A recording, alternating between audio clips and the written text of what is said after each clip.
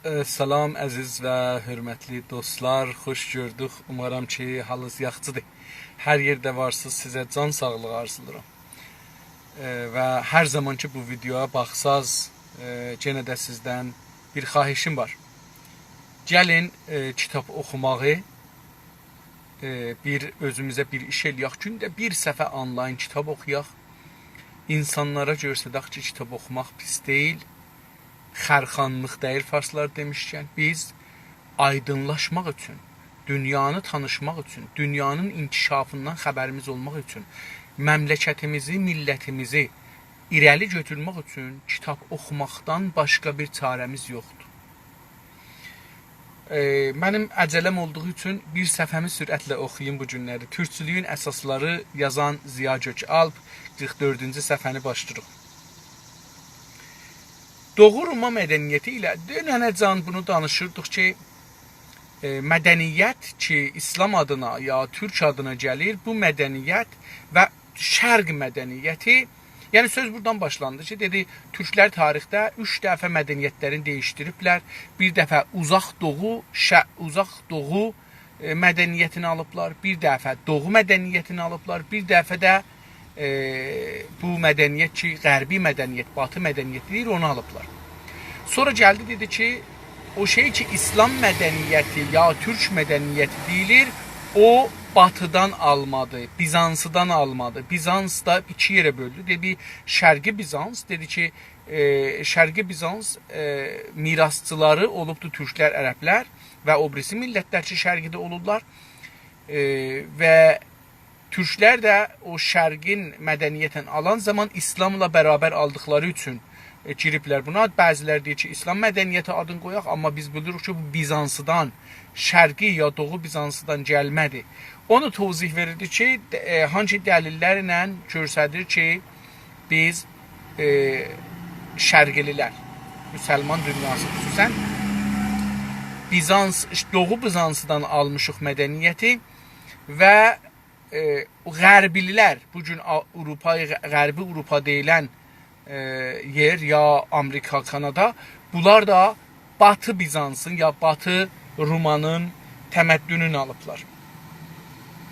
Onlarda məntiq var, bizdə din və ehsas var.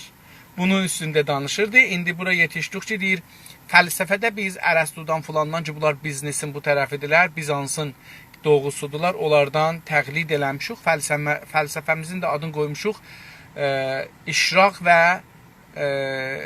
Məşşai. Dedik ki, Məşşailər fəlsəfədə, təbiətdə deyək, fəlsəfə deməyək.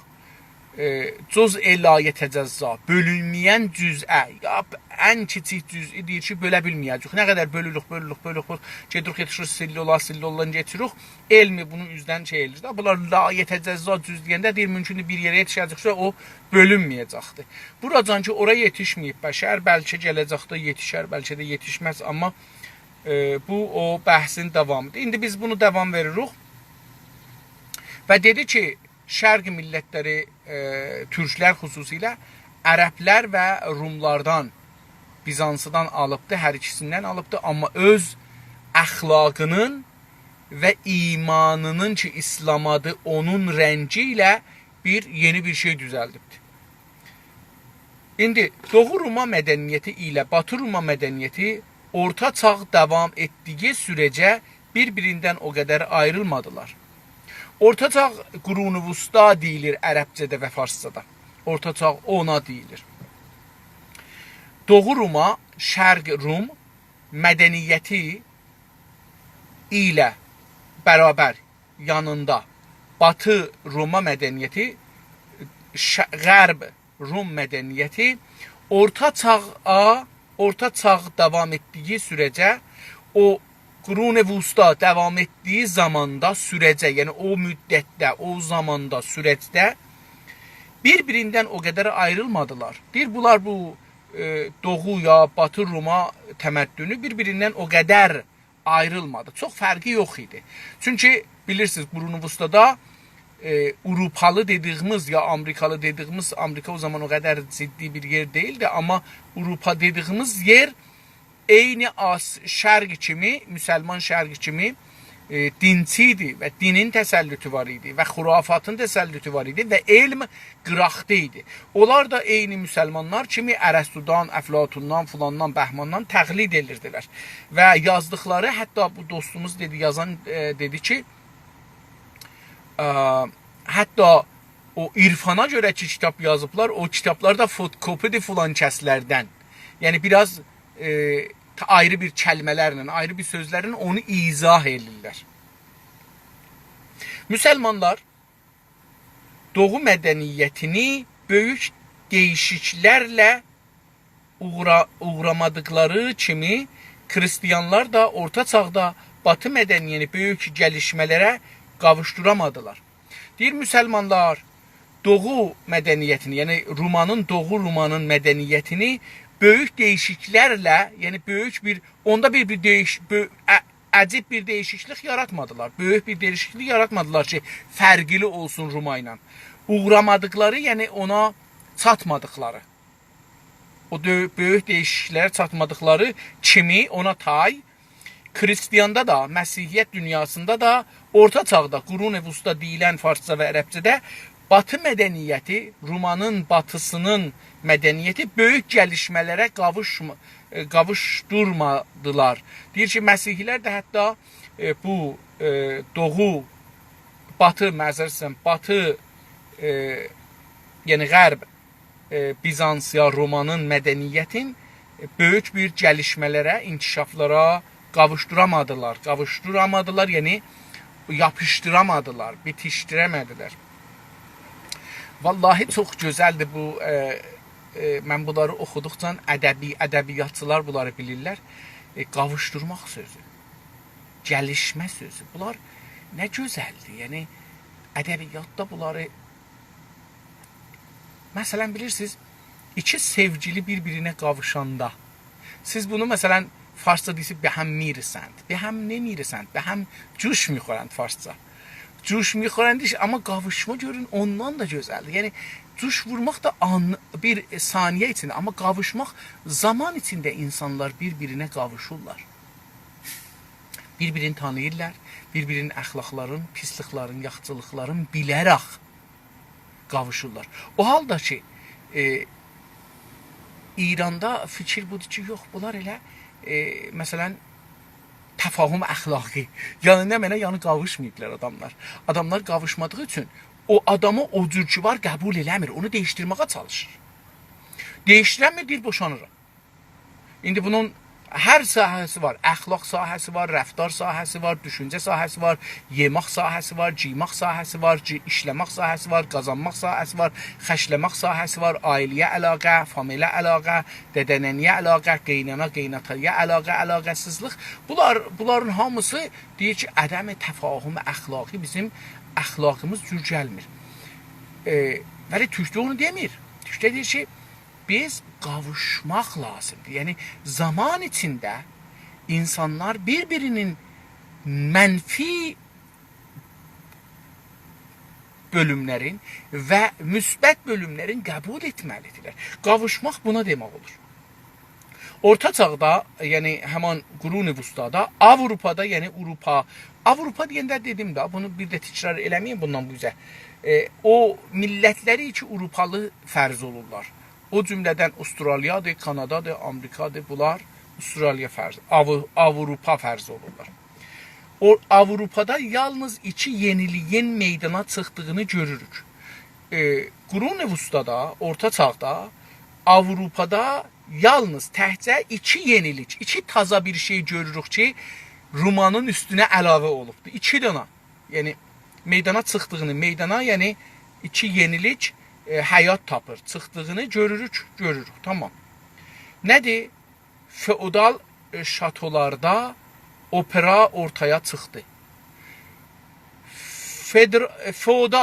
Feodal sistemi İranda farslar və hətta fars komünistlər və fars panfars aryaçılar feodal sistemin İranda inkar edirlər. Deyirlər, İranda, əlbəttə bunu da Avropalılardan alıblar. Çünki onlar bir istisna gətirməlidirlər Marksın nəzəriyyəsinə İranı istisna eləyərək və Misri istisna eləyərək. Amma bilirik ki, feodal nə demək? Baxın, mən elə 2-3 gün bundan o vaxt öz nənəmlə danışırdım. Mənim nənə böyük cəddim, Allah rəhmət eləsin, Əsəd baba dediyimiz kişi yetim böyüyübdü, heç zad yoxmuş, ömür boyu təqribən ayaqyalın yol yeriyibdi. Çünki o pulun qədrini əcibə bilirmiş, əcib sərvəti bilirmiş. Çünki kasıblıqla, ömrün dərziçılıqla geçirdi. Ömrünün onun hələ dərzi maşını hala qalır. Onun dərzi ayağına əvvəl əl ilə tikərmiş, hər paltarı əl ilə tikərmiş, dərzilik əl iləymiş. Sonra özünə bir farsça çərxəyyatı, dərzi makinəsi maşını alıbdı. Onu mən gördüm özüm. Bu kişi o işlərməklə, xəşləməməklə pul toplamışdı və özünə 5 ya 6 kənd almışdı.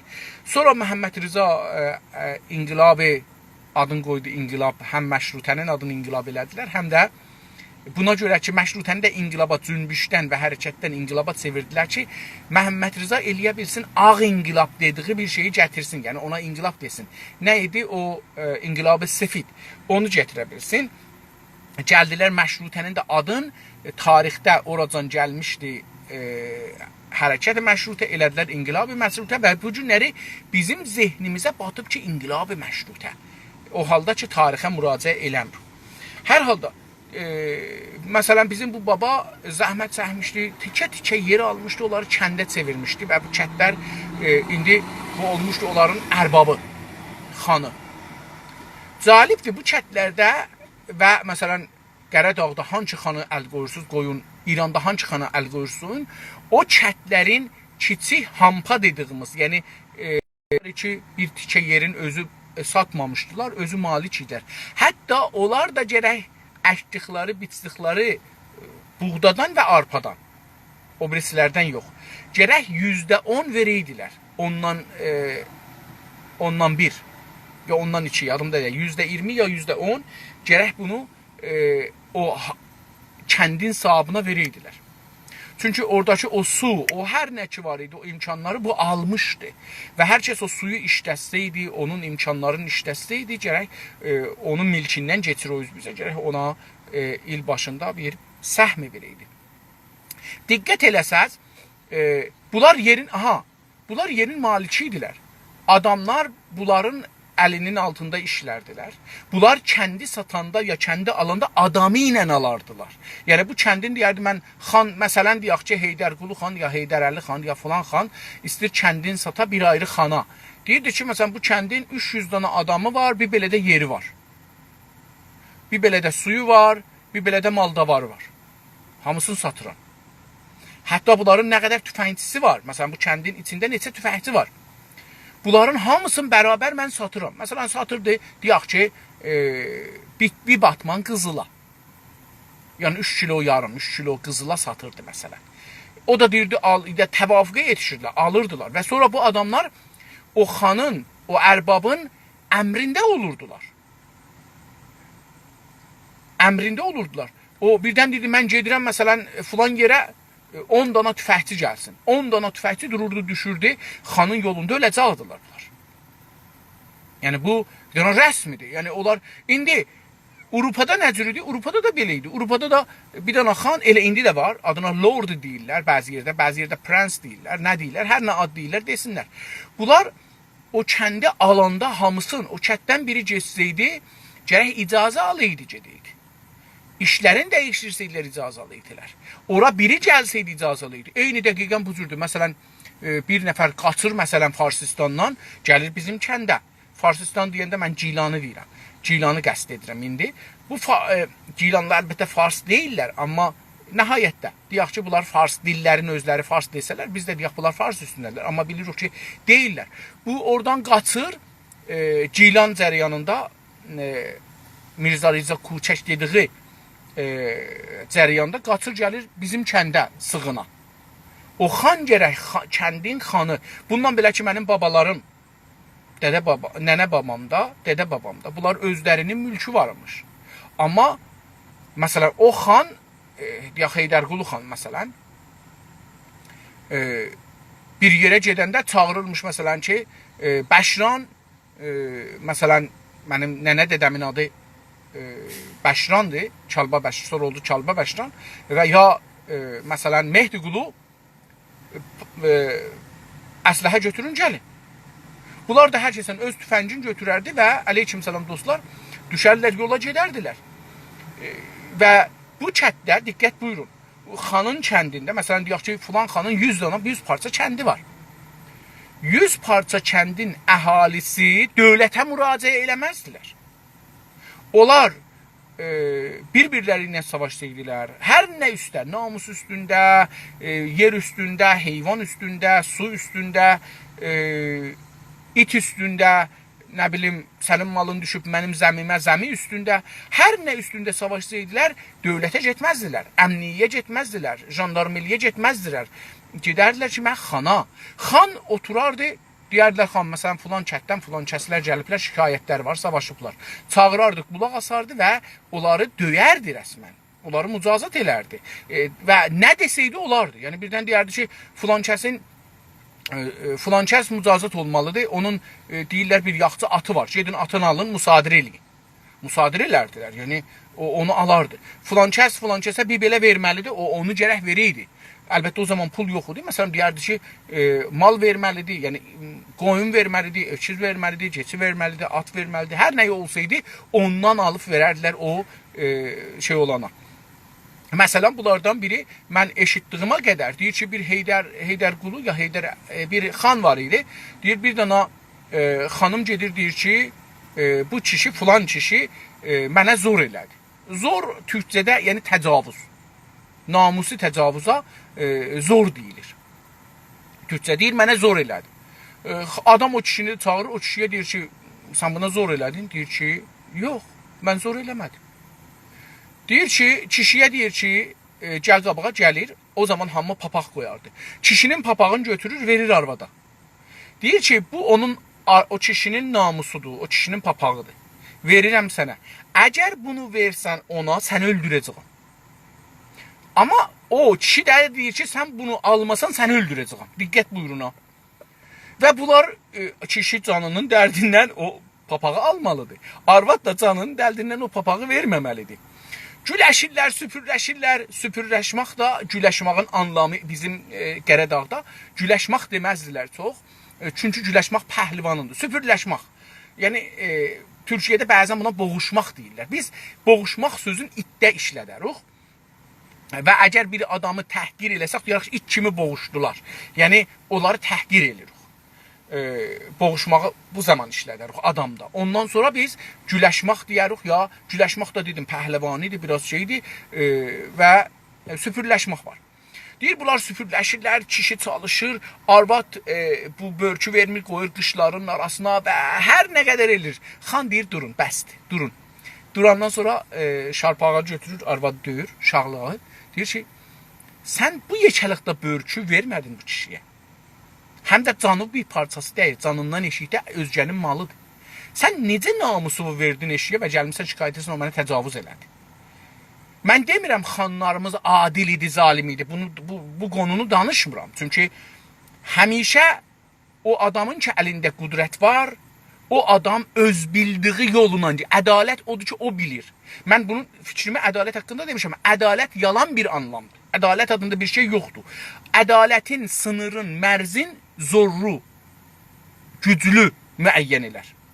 Və gücsüz o zorun biraz özünün mənfəətini olanda ədalət bilər. Və o zaman ki, özünün mənfəətini olmadı, başqasının mənfəətini olanda zülmü bilər. Amma zordur ki, ədaləti öz baxışı ilə, anlayışı ilə və öz mənafi ilə ədaləti deyər, bu ədalətdir. Zorlunun haqqıdır. Yəni, zorsuzun haqqı, ədalətdə haqqı yoxdur. Ədalət adında bir şey yoxdur. Bu ədalət qavramı, hüquqi bəşər qavramı, demokrasi qavramı zəif insanları toğlamaq üçün qəvilərin yaratdığı bir sistemdir. Güclülərin yaratdığı sistemin adı buna görə ki, zəifləri işlədə bilələr, onların əlindən hər halda qazancıların onların əli ilə qazana bilələr, bir sistem yaradırlar, adına ədalət deyirlər, bir sistem yaradırlar, hüquq və şər deyirlər, bir sistem yaradırlar, demokrasi deyirlər, bir sistem yaradırlar, ayrı bir şey deyirlər. Bunların ham və din, əxlaq, bunlar. Din, əxlaq, hüquq və şər, hətta qanun. Hətta qanun da zorluların, güclülərin verdiyi haqdır ki, zəiflərə verirlər. Bunun üçün də zorlular və güclülər, indi zorlu və güclü deyəndə diqqət buyurun, həm siyasi olaraq, həm iqtisadi olaraq, həm dini olaraq. Bunlar zorludular. Zorlu insan daimən müstəsna olar mücazatdan. Siz fikir eləyin ki, bir dənə rəhbər var, bir dənə rəis cümhur var, deyir gedin rahpimalıq eləyənləri, etiraz eləyənləri öldürün. Ərtəş gəlir öldürür. Bu istisnanı kim veribdi buna, bu gücü veribdi ki o adamları öldürə bilsin? Amma o adamlardan biri, ya hamısı, əgər gələrlər bu zorunun bancın, dövlətin, məmurun döyərər, vurarlar, öldürərlər, bunlar terörist olarlar.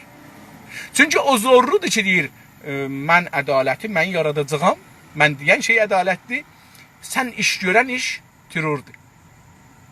Bunun üçün Azərbaycanda o günəcən ki biz, türklər, güclənməmişik, gücümüz yoxdur, hüquq-i bəşər, ədalət, demokrasi, azadi, din, əxlaq, bunlar oyuncaqdır. Bunlar bizi özümüzü toğuluruq ki, baş ayaq zorunun zoruna.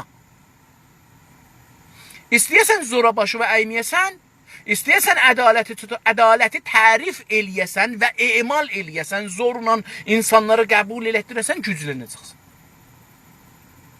Mənim ədalətdən, hüquqdan, əxlaqdan, dindən, demokrasidən və şeydən düşüncəm budur.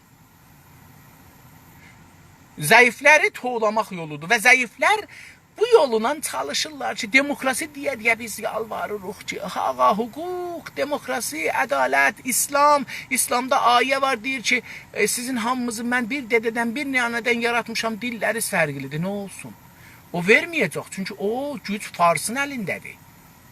Bunun üçün mənim bundan siyasi anlam almalıyıq. Baxın, bu nəzəriyyəni mən dayandırın, belə hər yerə deyirsiniz, dayandırın. Bu nəzəriyyəni mən Azərbaycana doğru bilirəm.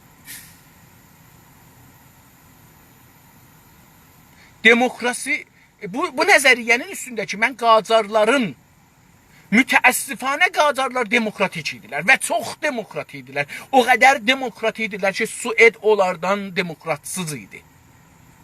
Demokrasisi az idi. Suisin, Amerikanın, Kanadanın, İngilistanın, hər yerin demokrasisi Qacardan az idi. Şahı terror elirlər, şah bir iş görə bilmir.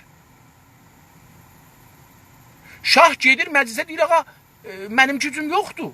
Məni terror elirlər, gücüm yoxdur, bunun qabağını alam. Nümayəndə məclislərin hərəsi özünə bir ordu düzəldir, silahlı düzəldir. Tamam ruznamələr, mətbuatlar hamısı söyüş verir şaha, şahın arvadına, qızına, uşağına, adamına, hakimiyyətə, istiqlala, hər şeyə söyüş verirlər. Şah bir iş görə bilmir. Bu demokrasi deyil. Biz hökumətimizi əldən verdik. Ey kaş Qacarlar. Məncə Təbrizi, ya dostlarımızdan bir ikisi Təbrizi müqəssir bilirik. Deyirik, əgər Səttarxan, Baqirxan inqilab eləməsəydilər. Baxın, əgər Səttarxan və Baqirxan o məşrutə hərəkatında Qacarın yanında dursaydılar, Lorlar, Farslar, Bəxtiyarilər, Şimallılar kim idilər gələrlər bu hakimiyyəti yıxarlar və Panfarslılar gələrlər iş üstə. Və Panfarslılar gəldilər, demokrasini aparmadılar, məşrutəni aparmadılar, məclisə aparmadılar, nümayəndəliği aparmadılar. Bəlkə gəldilər öz sistemləri ki, diktatorluq bir sistem istirdilər, hakimiyyətləri qalsın, onu qoydular və 100 ildir bu məmləkətdə ərəblər, bəluçlar, türklər, türkəmənlər, qəşqailər, lorlar, ciləklər, mazənilər, Azərbaycan türkləri 100 ildir dəfələrcə inqilab eləyiblər, hala farslar öz bildiklərin tüfəng ilə, zorla, adam öldürməklə emal edirlər. Siz nə qədər ədalətdən danışırsınız, danışın. Bunun üçün bizim düşüncəmiz Mən bunu dəfələrcə demişəm. Hər nə ki bizə deyiblər, ədalət nədir, tərsəsini düşünün. Hüquqi bəşər nədir, tərsəsini düşünün. Əxlaq nədir, tərsəsini düşünün. Din nədir, tərsəsini düşünün. Demokrasi nədir, tərsəsini düşünün. Çünki onun tərsəsini düşünmədiyimiz sürəcə biz məzlum olacağıq. Hüseyn deyəcəyik, başımıza qılış vuracağıq. Biz əgər qılıncı öz başımıza vururuq, əgər məzlum deyərək məzlum oluruq, biz hala Yezidin sərbazıyıq. Hüseynə sinə vurmağa baxma. Yezidə sərbazlıq edir.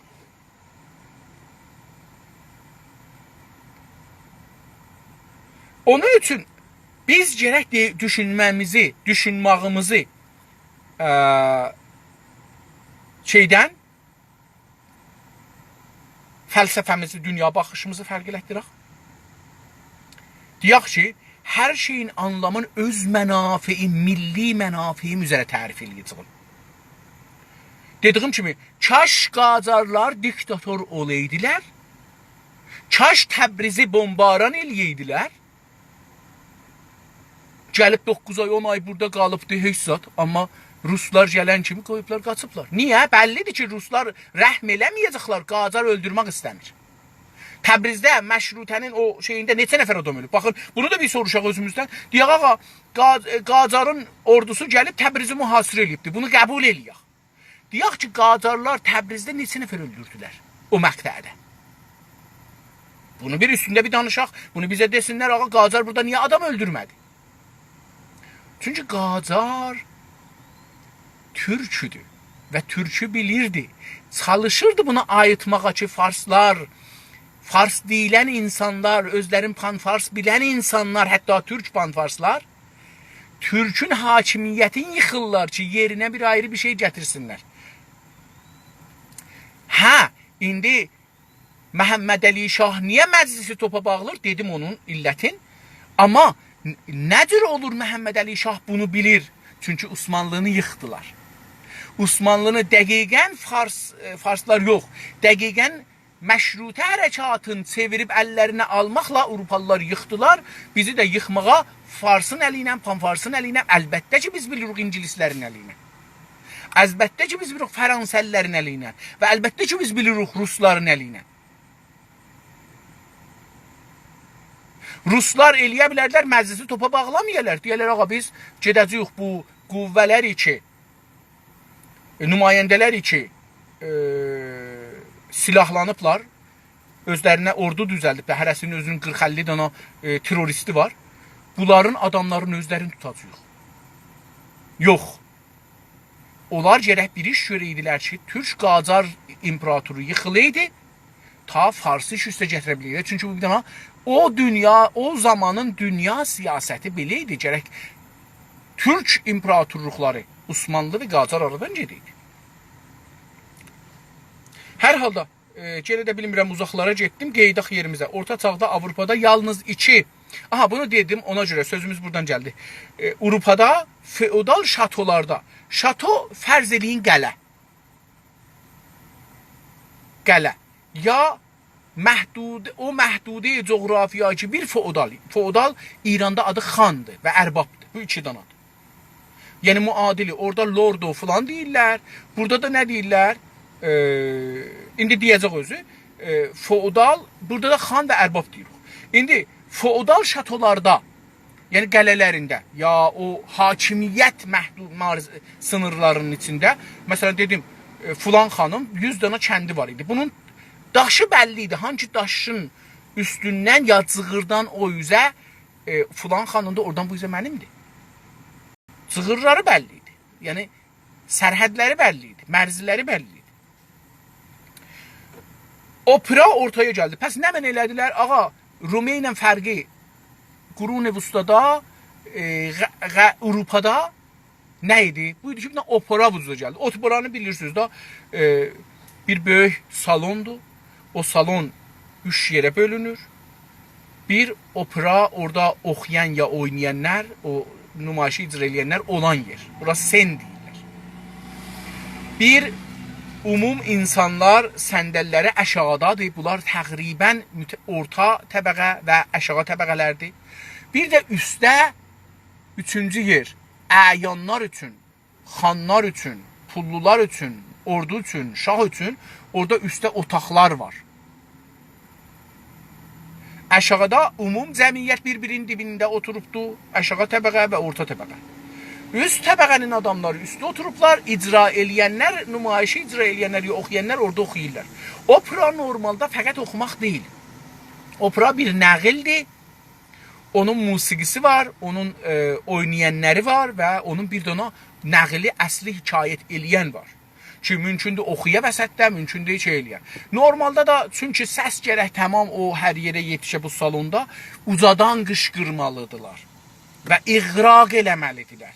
Yəni, bunlar, məsələn, normal bəzənməzlər. Bəzənəndə çox rəhli bəzənərlər buna görə ki, salonun dibindəki bunun dodağın qırmızılığın gözünün sürməsinin görsün. Ona görə gözün sürməsi, məsələn, bu yekağıqdadır. Bəs, bir dana hünər çıxdı, adına dedilər nə mənə? Opera. Bu fərqi fəqət Avropalılar yaratdılar. İkinci fərq nədir? Batı Avropanın göneylərində ucaldığı aşk duygusu orada bir zaman bir aşıqlıq yola düşübdü. Eşq duygu, ehsasları yola düşübdü. Ədəbi cəhətdən, ictimai cəhətdə bu olubdu. Adına deyirlər şüvalye eşqi. Şüvalye savaşçı. Bizdə bunlara deyirik ki, savaşçı, qəhrəman. Şüvalye eşqi, salon və qadın estetiki vücuda gətirdi. Deyir ki, Batı Avropada, yəni Avropayı Qərbi, Amerikada, Kanadada, Avustraliyada da Batı Avropanın güneylərində, güney olur cənub, cənublarında yüksəldici eşq duygusu. Bir eşq duygusu gəldi ki, bu şüvalye eşqidir. Şüvalye qəhrəmanlar, savaşçılar. Salon və qadın estetiyi vücuda gətirdi. Deyir ki, bu eşq məsələsi salonu və qadın hünərlərin estetiyi. Qadın, estetik hünər. Qadın, yəni xanım. Xanımların hünərin vücuda gətirdi. Dedim, bəzənmaqdır, oynamaqdır, rəqsidir, o şeydə iştirak etməkdir. Vücud ərəbcə sözdür. Vücuda gətirdi, yəni həyata gətirdi, yaşama gətirdi, yaratdılar. Beləsi desək, yaratmaq daha yaxşıdır. Çünki vücuddan da biraz güclüdür. Yaradış, vücud, yaradılıq, yəni vücuda gəlmişlər, mövcudlar və vücud özüdəki yaradılıq. Birinci yenilik muziyin gəlişməsi ilə Batı muziyinin şəkillənməsinə nədən oldu. Deyir ki, yeni taza. Yeni gəlmişəm, yəni taza yetişmişəm. Əlan yetişmişəm. Yeni taza bir şey, yeni mod, taza bir mod. Yeni kitab, taza bir çap olmuş kitab. İndi deyir ki, birinci yenilik, taza bir şey ki vücuda gəldi, nə idi? Muzikin gəlişməsi ilə Batı muzikinin şəkillənməsinə nədən oldu. Muzikin gəlişməsi ilə, muzikin inkişafı. Muzik hardan gəldi dostlar? Kilisa, İslam dünyasında şey edirdilər, əzan oxurdular, millət bilirdi şeydir.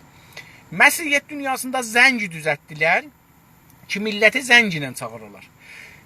İslam dünyasında o azanın musiqiyası çoxlu yol açdı. Quranı və əzanı oxumaq çoxlu yol açdı. Oxumaqda. Avropada o zəngi daha gözəllətmək üçün dəmirlərin üstündə, səslərin üstündə işləyərək bunların səslərini dəyişdirirlər. Səslərini dəyişdirərək bunları, bu dəmirləri, yoğun, qalın və nazik dəmirləri bir-birinin dibinə qoyub, onları bir şeylə, aynı bir şeylə vurmaqla, səslərinin fərqliliğini çıxartmaqla musiqi sisteminə keçdilər. Yəni, məsələn, fikir eləyin ki, zəng çox şeydir, o zınqrov deyirik biz türkcə, zəng farscasıdır. O zınqrov ki biz deyirik, o çox yoğun, qalin bir şeydir. Onun içindəki o dilçək ki vardı, o dilçəyi belə çəkir vurur. Bəlkə o 100 kilodur o bəlkə 1000 kilodur o Fasla zəngulə deyirlər. Biz buna dedim zingro deyirik. Bu zingronun içindəki o dilçək özü mümkündür 20 kilo olsun ki, bunu çəkirlər, vururlar bunun divarına, bu səs verir. İndi onu məsələn gətirdilər, məsələn deyək ki, 1 metr uzunluğunda, məsələn 10 sant qalinliyində 5 sant, 3 sant, 2 sant, 1 sant beləsi qoydular. Amma məsələn bir dana 100 qramlıq dəmir ilə bunu vurdular. Bunların hamısının boyu 1 metrdir və enləri deyək 10 santımdır. Amma qalinlikləri 10 santıdan gəlir, çıxır olur məsələn yarım sant, 1 milimetr hətta. Vururlar, bunların səsləri fərqli çıxır. İndi bunun yanına fərz edin ki, ayrı bir dəmirlər də qoydular, onları da vurdular, ayrı bir dəmirlər. Yəni hamısı mis deyil. Bunların hamısı mis idi. İndi bunların hamısını dəyişdilər. Məsələn, bürüş də qoydular, nə bilim, falan alüminium da qoydular falan. İndi buna vururlar, drım, səsləri fərqli çıxır. İndi bunu vurmaqla bir teknik çıxdı. Musiqi tekniki. Buna görə müstənəd çox düzəlib ki, bunu nə cür düzəldirlər? Mən də birinə baxmışam 2 saatlıq, yarımlıq. Musiqidən biraz beləsi anlayışım var, çox anlayışım yoxdur. Sonra görürsünüz ki, bunları kilisada qoyurlar. Mən Sabalan adlı bizim bir incə sənətçimiz var, Təbrizli. Bu 3 dilə çox müsəllətdir. Fikrim Ruscaya da müsəllətdir, o 4 dil olacaqdır. Xanımı da Ruscaya müsəllətdir. Fransa dilinə, İngilis dilinə, Farsıya və Türkçəyə müsəllətdir. Ruscaya da mən gördüyüm qədər danışa bilir, çox yaxşı danışır. Ruslarla danışanda görmüşəm. Bu Azərbaycanlıdır, Güney Azərbaycanlıdır. Burada musiqi icra elər, konsert qoyar və özü oxuyar. Uşaqları da rəqs öyrədibdir. Xanımısının da gözəl səsi var, oxuyar. Bu bir dəfə məni bir kilisada musiqi icra eləyəcəklər. Ora dəvət elədim, mən getdim, gördüm ki, orada o şey ki, kor deyirlər, ehtimal verirəm, adım bilmirəm dəqiq. O dediyim sistem ki, vururlar, orq. Bunun hərəsinin bir lüləsi var, gedir göyə, məsələn 5 metr, 3 metr və səs oradan çox uca çıxır. Bu məsələn, mən o müstənəd filmdə bunu görmüşdüm. Hər halda, biri buydu, yəni musiqi dəyişdi, opera çıxdı ortaya. Birinci yenilik, tazalıq, musiqin gəlişməsi ilə, musiqin inkişafı ilə, mən biraz danışdım ona görə, Batı musiqinin, Qərb musiqinin şəkillənməsi, bugünkü vəzinin şəkillənməsi, yəni formu tapması, şəkillənməsi üzünə nədən olduğu. Bəs musiqinin alətlərinin və sisteminin gəlişməsi bugünkü Qərb musiqisinin tapılmasına nədən oldu, şəkillənməsinə, tapılmasına. Çünki əski Yunanlıların qurduqları müzik teknikində ki, çeyrək səslər operaya uymadığından tərk edildi. İndi burada gedir təxəssüsü danışdım, mən təxəssüsüm yoxdur müzikdə. Ona görə mən bunları fəqət üstündən geçəcəyim. Çünki əski Yunanlı ki, dedi, onların dünənki oxuduğumuzda dedi ki, onların dümbək ya dümtəkləri var idi. Dümtək ya dümbək. O musiqi şərqə də gəldi, qərbə də getdi. Deyir, çünki əski Batı Yunanlıların qurduqları müzik teknikində onların o teknik dedik fənn, teknik fənn. Fənnidə, musikin fənnilərində qurduqları o fənnilərdə ki, çeyrək yəni 4-dən 1, ponza, çeyrək. Çeyrək səslər, musiqidə hətta bir çeyrək səs vardı da, bilmirəm, yəni 4-dən 1. İndi 1 nədir, onun 4-dən 1-i nədir, yarı nədir, bunları mən bilmirəm. 3-dən 1-i nə olacaqdır, bunları bilmirəm. Bilirəm ki, sazda da bunlar var, ona görə də biz son zamanlarda bizim saz səsimizdə Aşıq Çəngiz cənabları, məsələn, bunu o çeyrəyi zadı çıxardıb bunların içindən. Çeyrək 4-dən 1 olanda, çeyrək deyirik, əgər səhv eləməsəm, bəlkə də səhv eləyirəm, çeyrək səslər operaya uymadığı üçün. Operada dedim, o salonun dibinə səs ki gedəcəkdir, burada danqıldayacaqdır, orada. Bunun səsinə uymadı, yəni yaraşmadı. Uymaq, yaraşmaq. Uymadı, yaraşmadı. Ona görə də tərk edildi. O 4 çeyrək səslər tərk edildi. Tərk ediləndə bir nəqs olacaqdı zaten. Eyni zamanda operanın etkisi ilə monoton melodilər buraxılaraq muzikə harmoni elemanı əklədi. Deyir, eyni zamanda ilə onunla bərabər, onunla birlikdə, yəni o çeyrəki ötürdülər ha, onunla birlikdə operanın etkisi ilə, opera bir hünərdir, onu biz gərək elə bu cürsə alaq. Biz onun tayın elə qərb, şərqdə də icra eləsək, adı operadır, eləmişik də adı operadır. Təbrizdə də buna görə bir salon düzəltmişdi ki, inqilabdan sonra mollalar ora dinamit qoyaraq patlatdılar. İran sinemasının əgər iştibah eləməsəm dibində idi. Mən oranın için gedib görmədim. Eşik tərəfləri tükan idi. Yolu hətmən ya böyürdən idi, ya daldan idi. Onu mən bilmirəm. Hər halda Şəhnazı Taliqani çarrahına tərəf gedəndə, saat qabağına tərəf gedəndə orada sağ əldə olurdu. Şəhnazdan gedəndə sağ əldə Şəhnaz xiyabanı yox, birinci küçənin adı, əgər iştibah eləməsəm, Ərk küçəsi idi. O Ərk küçəsinin keçəndə bir davaxana var idi.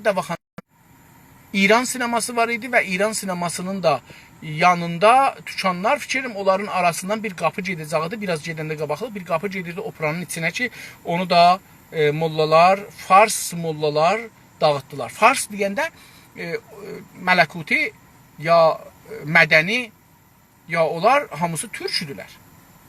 Dilləri türk idi. Düşüncələri Fars düşüncəsi idi. Çünki onlar qumun təsirində gəlmişlər və qum Farsın dilinin və dininin, Farsın dininin və dilinin qıblasıdır.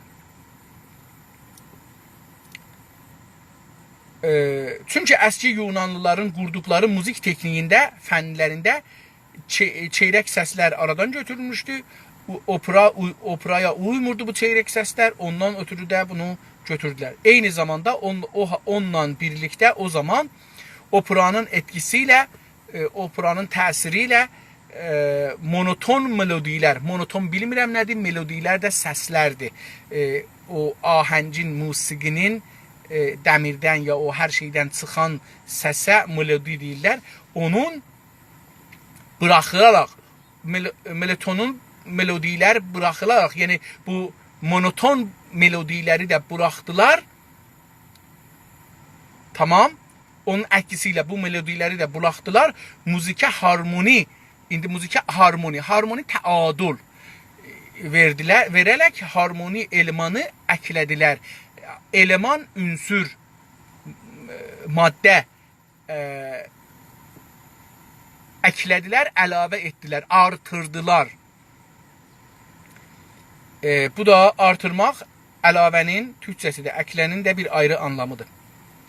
Pəs bir dana da bir şey vardı, monoton melodilər ki, mən bilmirəm nədir, musiqiçilər bilirlər. Bunu da operanın təsiri ilə qoydular qırağa. Pəs bir çeyrəkləri qoydular, bir də bunu qoydular. Harmonini gətirdilər onun yerinə. Harmoni də dedik, yəni təadül.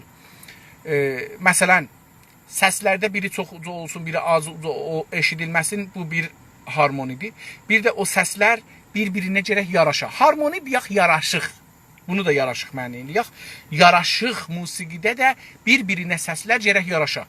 Məsələn, əgər birinin səsi zirdir, ya nazihdir, birinin səsi yoğundur, bunlar bir-birinə gərək bir cür yaraşırlar. Yaraşılmasa, bu biri qulağa əziyyət verər, biri də ikisi də qulağa əziyyət verər. Yəni, adam ləzzət aparmaz. Necə ki, məsələn, görürsünüz ki, zinci belə təhcanına vursan, adam qulağı cincildər. Amma onun yanında görürsünüz ki, onu bir cür yavaş vurur ki, o birisi səslərlə harmonisi olsun, bir-birinə yaraşsınlar və siz o zəncidən hətta şəxsiyyətdə ləzzət aparırsınız. Çünki o təbil ilə, zinc ilə, o birisi şeylərdə zırna, balaban kimi çalacaqlar. Bunlar da ondan harmonisi var. İkinci yaradıcılıq nə idi? İkinci yenilikdə qadınların namus və qutsallıqlarını qayb etməksizin toplum həyatına qarışmasını sağladı. İkinci şey ki, Rumun və Yunanın mədəniyyətinə əlavə elədilər Qərbi Avropalılar budur. Diqqət buyurun. Qadınların, xanımların namus və qutsallıqlarını, öz namusların, namus yəni bilirsiniz, deyək ki, bədənləri ilə və ruhları ilə biri ilə tərəf olmaq sistemi. Namus buna deyilir. mən belə tərif edirəm. Bədənlərin canları ilə və ruhları ilə biri ilə sevdikləri kimi tərəf olsalar, o sevdikləri də bundan tərəf olsa və ondan qeyrisi ilə tərəf olmasalar buna namus deyirlər məncə. Amma mən bilmirəm ki, namusdan tərif İranda nədir? Məsələn, nəyə namus deyirlər? Adam məsələn, tamam, bundan geçək, çünki çox ayrı yerə söz çəkər. Qadınların namus və qutsallıq. Qutsallıq müqəddəs.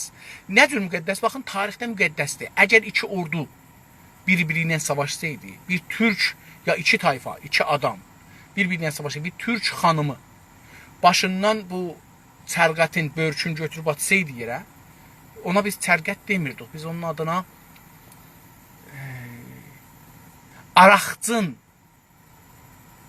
araqçının ya başının örtüyün götürüb atsaydı yerə, savaş bitərdi. Çünki xanım qutsal idi. Yəni, onun başına hamı məhrəm deyildi, hamı naməhrəm idi. Bu xanım o ləşkərin içində başı açılsaydı, hamı üzünü çöndərərdi, yəni savaş bitardı. Belə bir əxlaq var idi. Ona görə xanım qutsal hesab olurdu. Çünki xanım ən sonunda birinin nənəsidir. Ən azı birinin nənəsidir, birinin arvadıdır, birinin qızıdır. Bunun üçün ən azı beləsidir. Bunun üçün xanımlar qutsal hesablanırdı, müqəddəs hesablanırdı. Savaşda onları öldürməzdilər. Öldürməz, amma təcavüz edərdilər. Mütəəssifanə. Qutsallığın sındırardılar. O millətin ruhunu sındırmaq üçün o xanıma təcavüz edərdilər. O millətin ruhunu sındırardılar. Əgər siz bildiniz niyə farsların ərəblərdən çox acığı gəlir və türklərdən və moğullardan çox acığı gəlir? İlləti budur ki, farsların arvadlarına təcavüz elədilər. Və farsların doğduğu uşaqlar iddia eləyə bilməzlər farslılar. Ya ərəbdilər, ya türklər, ya moğuldular, ya yunanlıdılar. Çünki ordu girəndən sonra o savaşçı cavandır, bir və aylardır, illərdir arvadını görməyibdir. Burada onun zəhrimarını açacaqdır, zəhərini tökəcəkdir. Və mütəəssifanə, buranı mütəəssifanə deyək, orduları kontrol eləməyəndə, məsələn, Nadir Şah gedir Hindistana, Dehliyə. Dehlidə kimin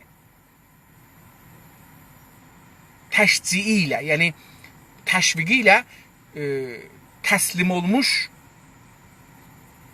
hindilər silah götürürlər və bir neçə dana türk sərbazını öldürürlər.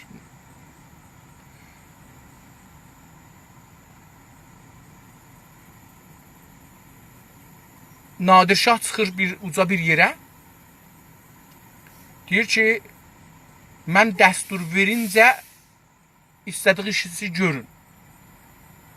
Ordu tökülür xiyabana, hər kəs müqavimət eləsə öldürür və hangi arvad əlinə düşür, arvad dediyim, yəni hangi müənnəs, dişi insan əlinə düşür, ona təcavüz edir. Onlar sınırlar, qurtulur gedir. Yəni, kamilən sınır. Rəvani cəhətdən o millət sınır. Çünki qutsal bir şey ki, xanımdır, sındı. O millət də baş qovzayıb deyə bilməz ki, mən sənin qabağında duracağam. Duramayacaqsan, çünki sənin arvadına təcavüz elədilər. Mən bir teori şey eləmişəm, üstündə hala işləyirəm, bəli, üstündə çoxlu danışmışam, hala işləyən yoxdur təəssüflə. O da yenilmək ruhiyyəsi, şikəst yemiş millətin ruhiyyəsi, şikəst yemişlik, yenilləşməklik, yenilləşməklik, şikəst xordigi, rəvanşinasiyə şikəst xordigidir. Farsca bunu mən düzətmişəm, türkcəsini bilmirəm. Dostlardan da köməklik istəmişəm, düzəldənməyiblər. Hətta ingiliscəsini istəmişəm, dostlar bunu düzəldənməyiblər və ya tapanmayıblar bu termini dəqiq olaraq adam üstündə işləsin, görsün ki, bunlar da bunu işləyiblər ya yox. Amma bizim də diqqət buyurun, illədir bu ki, türklər keçən yüzildə farsların qabağında müqavimət eləməyiblər. Tarix üstün aşmasa da ən mühümü qaçqınlarımız, təbid olanlarımız deyil. Ən mühümü budur ki, Rıza Şahın ordusu təcavüz edildi. Məhəmməd Rizanın ordusu təcavüz edildi. Və budur ki, biz başımızı qozlayanmamışıq. Çünki başımızı qozlayanda Türkiyə xərd ediblə başımızı qozlamamışıq. Çünki bir millətin, bir adamın, baxın nə cür savaş olur olsun, xanım gəlsə,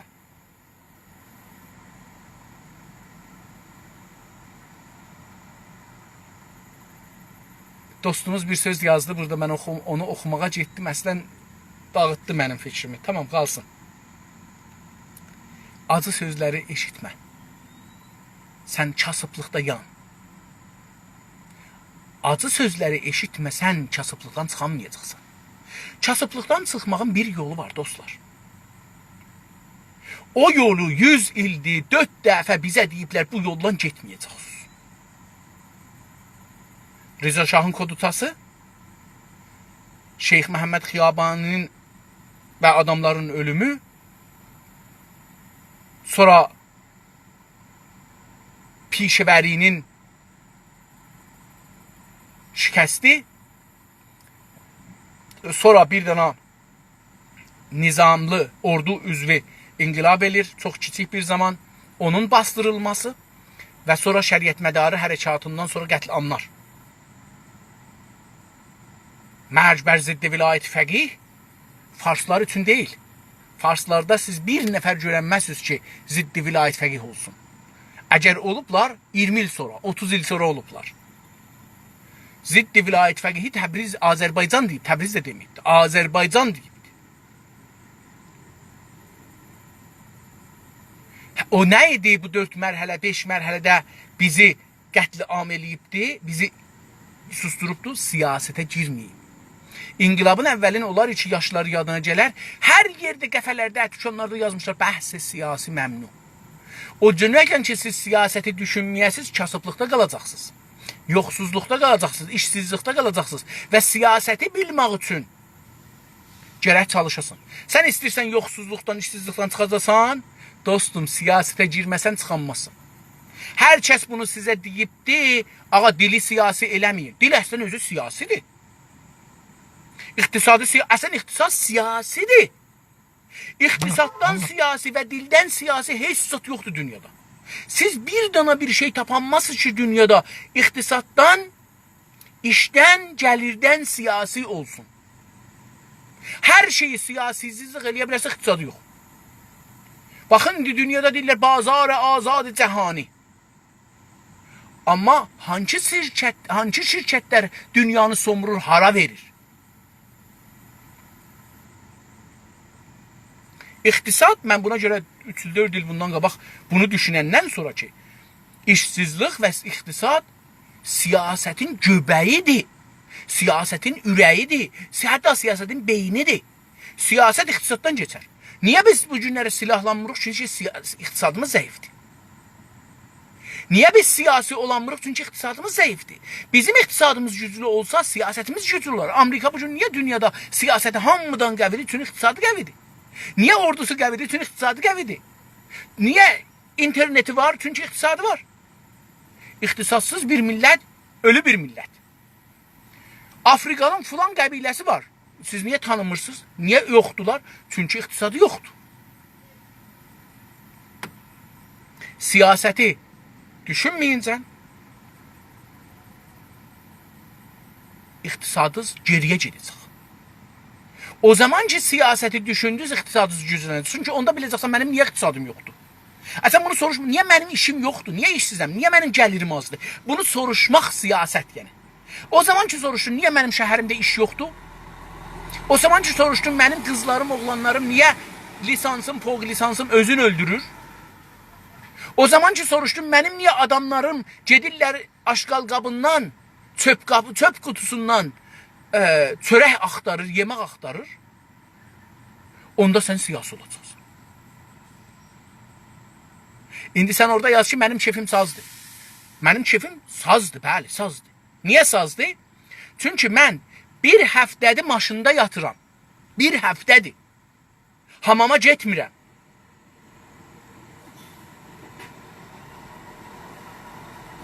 Çünki istəyirəm pul qazanam. Çünki mən bu bir saatıma 25 dolar alsam, mən saatıma 25 dolar burada qoyuram, fəqət bunu danışam ki, sən biləsən. Çünki mən bunu bilirəm. Mən bilirəm ki, iqtisad siyasət iqtisaddan və iqtisad siyasətdən doğar. Hangi millətin siyasəti olmasa iqtisadı olmaz, hangi millətin iqtisadı olmasa siyasəti olmaz. Amma buna görə ki, sən iqtisada gedəsən, mən gərək əvvəl siyasəti danışam.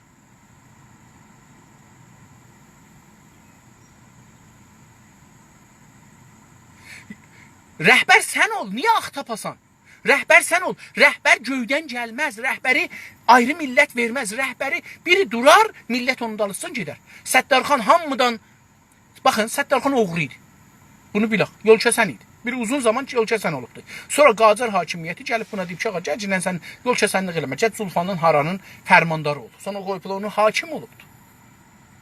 Sonra çavdar olubdu. Oradan çıxıb gəlib olub çavdar. Çavdar gedərdi kətlərdən mal alardı, qoyun alardı, inək alardı, öküz alardı, gətirərdi, onu kətdə satardı qəssaba, məssaba, oradan pul qazanardı. Çavdar olub Səttarxan.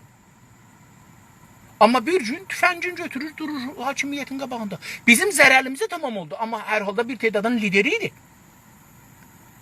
Bir tedadın lideri idi. Türklər onun dalısında değildi. Amma böyük şəhərimiz ki, Təbriz idi, onun dalındaydı. Hətta mən bir dana yaşlı bir insandan 1371'də bir şeir eşitdim Gülüstan bağında. Bir şeir oxudu mənə. Məşrutiyə görə. Dedi ki, Təbrizin 12 məhəlləsi, biri Əmir Qızı fəqət durub ayağa, alanları durmayıbdı. Yəni, Səttarxanın tüfənci onları yatırtdı. İndi sən duracaqsan ayağa 4 nəfərinlə inqilab eləyəcəksən. Baxın, bunu da gəlin, mən istəyirəm bir şeylər yazam, amma onu görə vaxt eləsəm yazacağam. Baxın, İranda pişəvəri ya, baxın, İranda xiyaban etirazla çıxıb rahbimalığı eləməklə dövlət deyişməz, siyasət də deyişməz. Şeyx Məhəmməd Xiyabani, Seyyid Cəfər Pişəvəri, o birisi dostumuz ki, inqilab elədi və şəriət mədarı zamanı, yəni inqilabda 57-də, nəcür bu hökumətlər deyişdi? Azərbaycan müstəqil istiqlal tərəfinə getdi, vəli istiqlalını almadı. Əvvələn İrançılıq qoymadı, bu bir, bunu qoyaq kənara, bunu bilək ki, əsli faktor İrançılıq idi. İkinci faktor nə idi? Ki, yıxdılar, buydu. Xiyabana çıxanda əvvəl padğanları, polisin kələntərilərin, ya indi pasqah deyirlər, pasqahların, radyo, televizyonu, ustandarlığı, fərmandarlıqları, şəhər idarəni alacaqsan. Post idarəsini, telefon idarəsini alacaqsan. Maliyyat idarəsini alacaqsan. Yəni, bunları işğal eləyəcəksən. Bunları tamam, gir pasqahdan tüfənci al, girən padğana tüfənci al, payla girən millətin arasında. Bu da ardı. Hakimiyyət yatdı. Hakimiyyət savaşa bilməz. Sənin də silahın var, onun da silahı var. Silahı xaricədən almaq yox, silah oradadır. Silahı fəqət götürəcəksən. Girəcəksən, alacaqsan əlvə, padğan təslim olacaq. Xiyabanidə də oldu, Pişəvəridə də oldu, o birisi dediyimiz adamda da oldu, inqilabdan sonra da oldu. Belə oldu. 57'də də belə oldu. Oradan o adam ki, qabaqda getdi, bu işi aldı qabağa, şuarı verdi, gəlin oraya eləyək, belə eləyək, o rəhbər çıxacaqdı.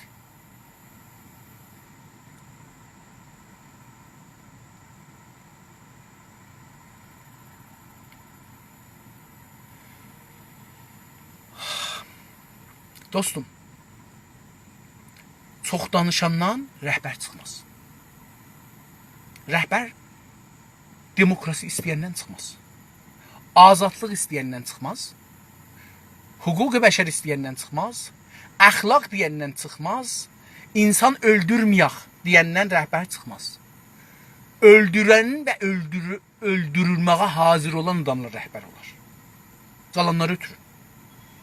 Hər kəs bugün demokrasidən danışır, azadlıqdan danışır, hüquq bəşərdən danışır, qanundan danışır, ədalətdən danışır, dindən danışır, bunlardan danışır. Bunların hamısı demokrasidən danışır. Bunların heç birisi rəhbər olmaz. Çünki rəhbər adam demokrasini qəbul edəsə, tamam, oturaq buradakı İran hakimiyyəti bizə icazə verəcək, rəy verək. Nə demokrasisi? O məfhumda demokrasi yoxdur. Demokrasi nədir? Və fəaliyyət mədəni. Hər kəs fəaliyyət mədəniyə inanır, onlardan rəhbər çıxmaz. Kimdir bunları bizim zehnimizə soxdular? Bunlar yəni ağa təslimiyyət. Bunlar təslimiyyət. Təslim olmaq. Və biz 100 ildir təslim olmaq. 4 dəfə inqilab eləmişik. 4 dəfə inqilab eləyəndə 50 nəfər inqilab eləyibdir. O birisilər dalısıcan gələr. 50 nəfər hazır olsa inqilab olacaq. 50 nəfər. Desə ki, ağa, öləcəyəm. Mən gedirəm Padıqana, əsləhələri alım. Əsləhəni alır, radio televizyonu alıram. Radio televizyonu elam edir. Onu getdi radio televizyonu alır, elam edir ki, bura Təbriz, Azərbaycan səsidir. Padıqanları alırıq, silahları almağa tökülün Padıqana. Kəlantəriləri təslim olmasa öləcəklər. Ərtəş təslim olmasa öləcəkdir. Paslar təslim olmasa öləcəkdir. Biz savaşa girəcəyik. Hamısı təslim olacaq. Çünki sənin şəhərindir, sən də silahlısan. Heç bir millət yalvarmaqla haqq ələ gətirməyibdir. Afriqayı Cənubi deyirsiniz. Ağa, neçə illər Nelson Mandela silahla mübarizə eləyibdir, tutulubdur, həbsə əbədə məhkum olub, 30 il zindanda qalıbdır. Deyirsiniz, Hindistanı deyirsiniz. Hindistanda Mahatma Gandhini ötürün kənara. Mahatma Gandhi, mühəndis Mahatma Gandhi, bu adam İngilisli idi. İngilisin mənafeini qorurdu. Onun üçün də, onun yanında, Mahatma Gandhi o adam idi ki, İngilislərlə müzakirə elədi. Mən sizi saxlaram Hindistanda. Onlar ki, savaşırdılar Mahatma Gandhinin zəfərinə, müzakirə mizində müvəffəq oldular. 5 milyon adam öldürüblər İngilislər orada, Hindistanda. 5 milyon. Sən fikirlə ki, Hindistan maçı veriblər, İngilislər də bunlardan çox xoşu gəlmiş, gəliblər deyiblər, buyurun. Xeyr, nə beduni xuşunət? Tərəfin silahı var, öldürür, tutur, salır zindana, edam edir. Nə xuşunətsiz?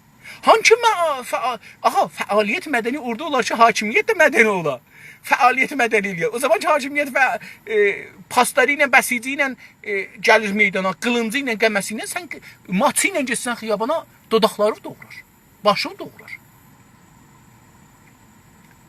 Bunların hamısını unutun.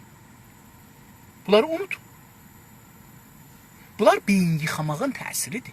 Beynimiz yıxanıb bundan gedir. Mən özümü deyirəm. Sizlərə heç demirəm. Mən cəsarət eləmirəm bir nəfərə.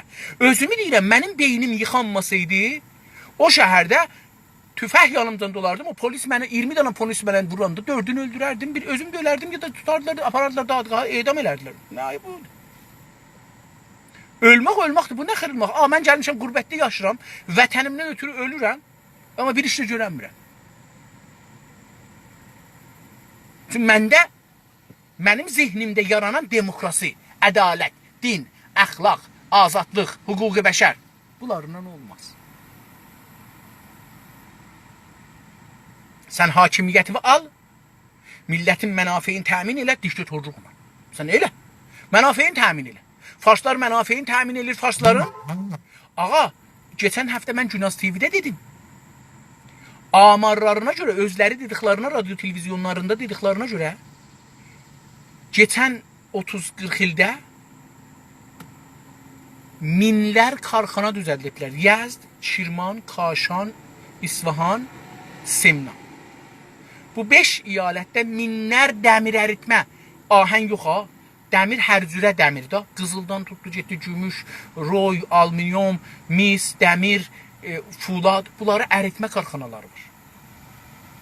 Tamam İran deyilən toprağın hər yerində su var. Aparıblar ora. Urmu gölü öz-özünə qurumayıbdır. Aparıblar ora, kanallayıblar, aparıblar ora. Hər bir kilo dəmirə, siz ki ahən alırsınızsa, dəmiri alırsınız, adına ahən deyirsiniz. Məsələn 14-dür, 50-dir, 40-dır, hər nə mənədir, yoğun ahənlər. Biri neçə min kilo, ya neçə 100 kilo. Hər kilona əgər iştibah eləməsəm 2500 kilo ya 25000 kilo, 2500 kilo su işlənir. Onu əridələr. Onda sənə deyirlər ki, qarpız əhmə 200 kilo su işlənir kilona. Amma o dəmiri əhsin, Təbrizdən, oradan, buradan dəmiri, qızılı, almiyonu, misi, gümüşü, hər nə dəmir, o qədər dəmirlər var ki, biz tanımırıq. Atom dəmiri belə. Atomun özünün dəmiri, uraniumu, bunlar dəmirdilər. Fikirləməyin bunlar şeydilər. Bunları buradan çıxasınlar, orada aparsınlar, özlərinə sərvət eləsinlər. Biz də burada oturaq deyək ki, işsizik. Niyə işsizik? Çünki siyasətə girmirik. Çünki siyasəti başarmırıq. Bilmirik ki, siyasət yəni bu. Siyasət bu, yəni sən torpağı boşadacaqlar, səni işsiz qoyacaqlar. Sən buradan illə köçəcəksən, gedəcəksən ora. Mən də köçəcəyəm, gələcəyəm bura. Kim orada əlində silah götürəcək, bu millətdən difa eləyəcək? Gəlin rəhbər axtaraq, yuxuda. Yuxuda görərək. Heç millət gəlib bizə pul verməz. Heç millət gəlib bizə şey verməz. Silah verməz, gedin savaşın, İranı yıxın. İran dünyada tamam məmləkətlərdən çox İsrailə və Amerikaya mənfəət verir. Nə düşmən? İndiyəcən eşitmişsiniz ki, İran deyə mən bir dana İsrailli öldürmüşəm. Bir dana. Bir dana Amerikalı öldürmüşəm. O gəmini deyib, bax, vurublar, yıxıblar. Deyirlər, biz vurmamışıq.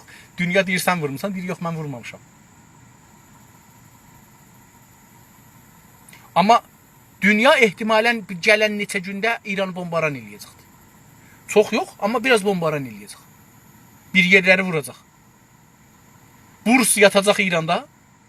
Sürətlə, hızla. Dolar gedəcək yuxarıya. Bəlkə də İranı məcbur eləyəcəklər gələ müzakirəyə. Təslimə. Bəlkə də, bilmirəm. Mən o qədər də siyasi deyil. Yəni siyasiyəm. O qədərdən də çox siyasiyəm. Amma o ittilaat mənim əlimdə deyil. Yəni mən Amerika dövlətində heç qariyəm. Mənim əlimə gizli məlumat gəlmiş, görüm ki, hardan ittilaatı yığıblar, necür analiz eləyiblər, hədəf nədir, iş nədir. Bizlər bunları bilmir. Onlar ki, bunları danışırlar. Hər kəs deyirsiz deyin. Onlar medə gücünə danışırlar. Siyasətin bir tərəfi ittilaatı ələ toplamaqdır. Məlumat sahibi olmaqdır. Mənim məlumatım yox olmadığı yerdə danışanmaram. Hər halda buradan danışırdıq. Qadınların namus və qutsallıqlarını, qutsallıq yəni müqəddəs, xanımlar müqəddəsidir. Dünyanın hər yerində indi müqəddəsliği gedibdir. Buradan da dolayı biraz qədimlər, baxın, qədimlər baş örtüsü yox idi.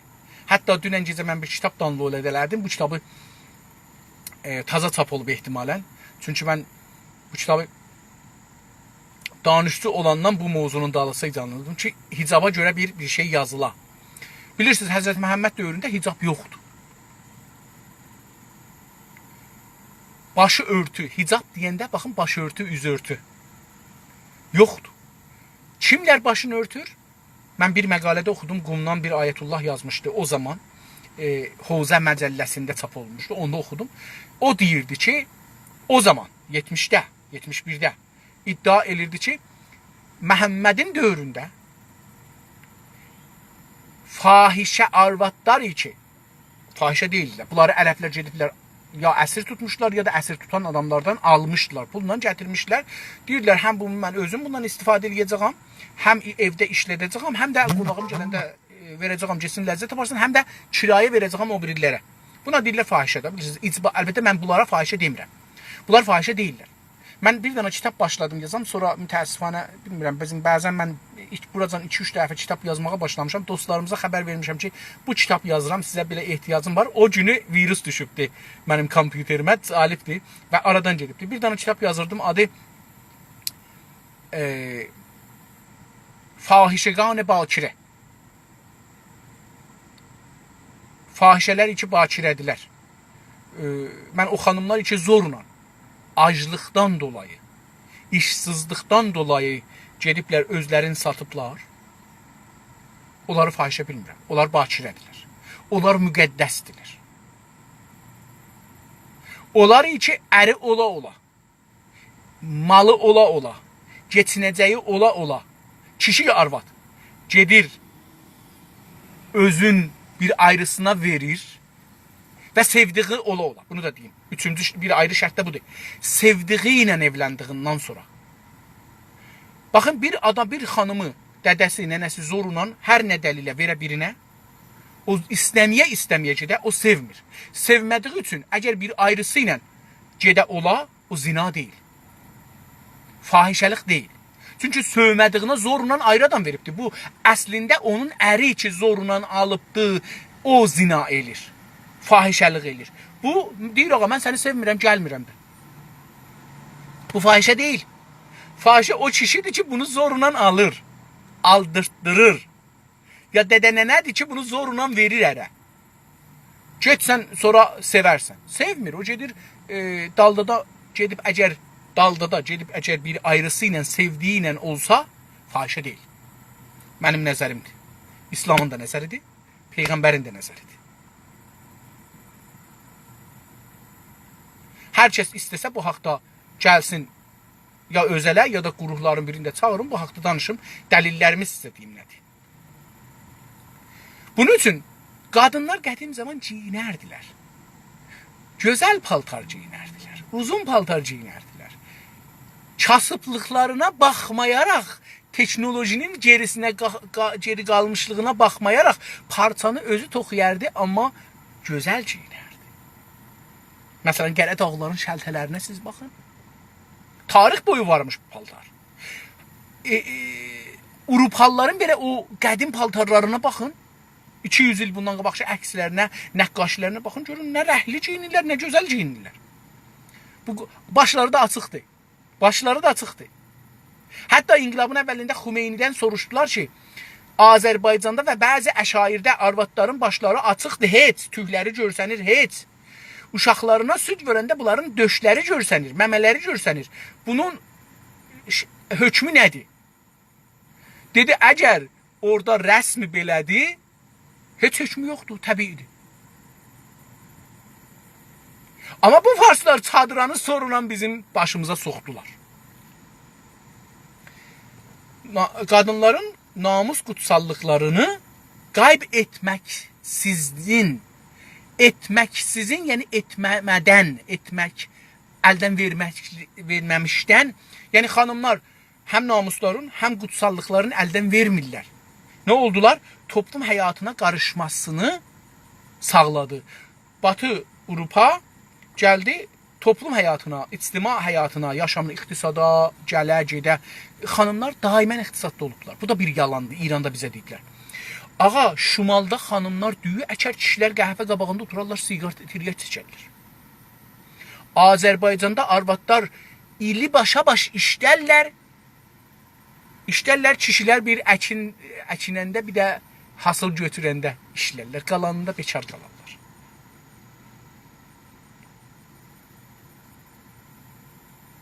Bu bir yalandır bizim başımız. Xanımlar işləməzdilər tarixdə. Kim deyir xanım işləməzdi? Çox az xanım olardı ki, əri yamolla olardı, millətdən somuracağı deyə, ya da tacir olardı, ya da idarə sistemində olardı. Bunlar qoymazdılar arvadlar işləsin. Özlərinə kəsrişən bilərdilər, təbəqələrinə kəsrişən bilərdilər. Qalan xanımlar işlərdilər. Mənim nənəm həm gəbət oxuyub, həm cəhrə əyiribdi. Həm divar tikibdi, həm daş daşıyıbdı, kərpiç daşıyıb, həm palçıq qatıbdı, həm sıvaq sıvıyıbdı, həm də damın üstündə damcılayanda dam döyübdü. Döyəclə gedib dam döyübdü. Qar tökübdü. Pul qazanıbdı. Kim deyir? Bu da bir o yalanlardandır ki, bizə inandırıblar. Biz tariximizə, nənə-dədəmizə baxaq, tariximizi çıxadaq, ağa. Tarixi bizə Avropalılar yazıblar. Avropalı gəlib burada 5 ay, 1 ay, 2 il qalıbdı, mənə tarix yazıbdı. Ağa, mənim özüm tariximi yazan var idi. Niyə bunlar bunu bilmirdilər? Niyə Darıyuşu, Həxamənişini, Kuruşu mənim tarixçilərim bilməyiblər? Hər şeydən yazıblar, tarixdən bunu yazmayıblar. Niyə yazmayıblar? Əsatiri yazıblar. Adəmə Həvvadan qabaqdan yazıblar, bunu yazmayıblar. Niyə yazmayıblar? Yoxmuş yazmayıblar. Bunlar gəliblər bir hədəfləri üçün, mənafeyi üçün burada bunu düzəldiblər. Necə ki bunlar bizim tariximizi bizdən çox biliblər, bizdən çox kəşf ediblər? Əslən ola bilərmi? Ola bilərmi? Bir adam gəlib mən dilimi, mən danışdığım, cəddabadım danışdığı dili, bilmədiyim dili bu adam gəlibdi mənə deyib ki, bu dil budur. Bəllidir ki, bu dil yalandır, bu toprağın dili deyilmiş bu. Bu toprağın dili olsaydı, bu torpaq oxunacaqdı, tərcümə olunacaqdı. Necə ki, baxa, ağa, Məhəmməddən sonra ərəblər gəliblər bu torpaqları alıblar. Əgər bir kitab varmış, tərcümə eləyiblər. Əgər məsələn, bir kitab yox imiş, Zərtüştün kitabı kimi, Maninin kitabı kimi, Fulanın kitabı kimi, bunlar yox imişlər, amma bir iddə adamlar deyiblər, mən bir şeylər bilirəm ondan. Onları belə deyiblər, ərəblər bunu yazıblar. Kitab şəklinə gətiriblər. Neçə qat Qurandan çox kitablar yazıblar Zərtüştün adına, Maninin adına, onun adına, bunun adına. Necə ki, bunlar məsələn gəlib deməyiblər ki, o zaman adamlar deməyiblər, bizim bir silsilə hakimiyyətimiz vardı, adı Kuruş idi, Həxaməniş idi. Niyə o biriləri deyiblər, onu deməyiblər? Bəllidir ki, bu millətin deyilmiş. Hətta qonşu millətin deyilmiş. Əgər qonşu millətində olsaydı, yenə tarixdə adı var ki, deyir, Yunanlıların hökumətləri bunlardır. Fəqət Yunanlılar gəliblər bizim torpağımızı dolanmayıblar, bizim millətlərimiz gedib dolanmayıblarmı? Belə bir şey yoxdur. Bunların hamısı öz mənfəətləri üçün cəngi rəvanidir salırlar millətlərin arasında və mənfəətlərini götürürlər. Bizi doğuzdururlar, fikrimizi doğuzdururlar, tariximizi doğuzdururlar, istədiyim mövzunu. Və biz də ahmaq bir insanlar çox rahat qəbul edirik. Ahmaq olmasaq qəbul edərdik mi? Ahmaqlığın boynuzu yoxdur, qədimdən də denirlər. Ahmaqlıq budur ki, biz deyirik ki, onlar gəliblər, elmi axtarıblar, tapıblar. Nə olubdur? Onlar da gedib o daşı görüblər. Mənim də dedəm də 1000 ildir görürdü, dədələrim də daşı 1000 ildir görürdü. Nəcür oldu? Onun dilini o oxudu, heç sabiqəsi yoxdur ona. Cəlibdir, mən bunu bir ustadımızdan soruşdum Danışqah Tehranda. Mən Tehranda dərs oxuyarkən dedi ki, bunlar iki yerdə Həxamənişi sözün ya Kuruş sözün oxuyublar. Onda bu iki sözü bir-biri ilə tətbiq verdikləri üçün iki kəlməni, iki sözü əlifbasın bir-biri ilə tətbiq verdiyi üçün gəliblər deyiblər ki, bu Kuruş fərz edək bunu. K belə yazılar, U belə yazılar, R belə yazılar, U belə yazılar, Ş belə yazılar. Pəs tamam, buradan Kuruş çıxdı. Beləsi fərz eləyiblər. Yəni əvvəl bir dənə kəlməni Kuruş fərz eləyiblər. O fərzin üstünə onu iki dənə əlifbanı bir-birinə bənzədəndən sonra deyiblər, hər yerdə belə bir hərf görsə onu K oxuyacaq. Hər yerdə belə bir. İndi əslən dibindən bu Kuruş yerinə məsələn olsaydı Allah necə? Yəni o kəlmə Allah yazılıbdı, amma bu adam istəyib onu Kuruş oxuya.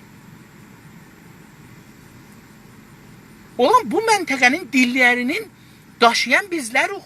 Fərhəngini, kültürünü, tarixini daşıyan bizlərik. O gəlibdi, deyir, mən getdim 3 ay qaldım, 6 ay qaldım şeydə, nədir, İranda, şey dövründə, Səfəvi dövründə və getdim, məsələn, 5 dəfə də şah məlizləyibdir, getmişəm onu dərbarda müayinə eləmişəm, gəlib bir tarix yazıbdır Səfəvilərə.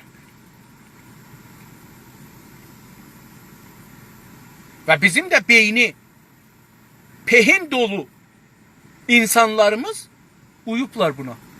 Uymaq nə mənə? Tirgeç verərsən biri uyar. O uymaq. Xumarlanıb, hə, mənim belə bir tarixim varmış, özümün xəbərim yoxmuş. Olan sənin belə bir tarixin var idi, niyə xəbərin yox idi?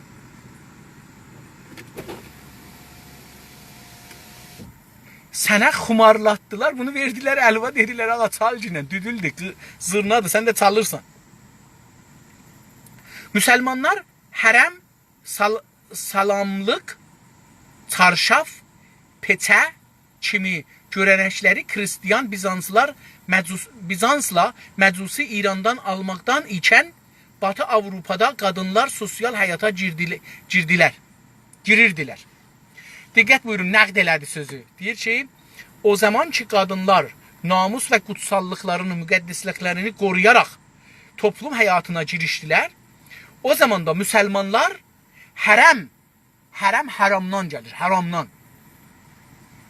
Hərəm salamlıq bir mərasimdir. İldə bir dəfə, 2 dəfə olardı. Gedərdilər orada, nə bilim, qurbanzad da kəsərdilər, neynədilər, nə bilim, bir mərasimi var imiş. Çarşaf, çadıra. Cəlibdir. Bunu dedim, dünənləri bizim bir dostumuz vardı. Mən internetdə dost olmuşam, səsini də hələ eşitməmişəm. Dostumuz var, adı New Chronology. Dünən bir video qoyubdu. Mən də bunu download eləmişəm, indirmişəm. Upload eləyə bilmədim. İnternetim zəifdir uploada. Eləyəcəm evə qeydəndən sonra. Bir video qoyubdu Ləndənin 1900-cü ilindən. Video qoyubdu Ləndənin 1900-cü ilindən. Sifariş edirəm, gedin baxın. Tamam Ləndən arvadları, o filmləri görünürsə, binəvayan zat, orada arvadlar şeydilər, tuman saxdılar. O cür bir şey yoxdur. 1900-cü ildə, yəni 121 il öncə. 200 il öncə yox. 500 il öncə yox. Arvadların hamısı ki xiyabanda gedirlər, çarşafları var, çadıraları var. Bizim indiki İranda, Tehranda çadıra örtürlər, o çadıradan. Mən bunu bilmirdim. Cəlibdir.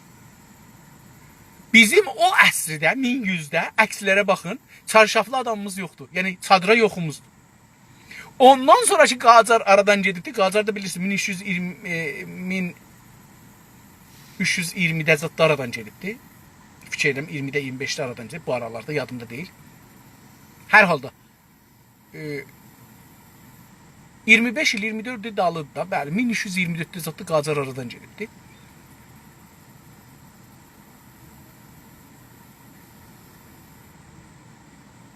Piyol. Fikirləşirəm, o tarixi dəqiq bir-birindən zehnimdə bir şey eləyəm. Onun fikrinə getmişəm, ona görə.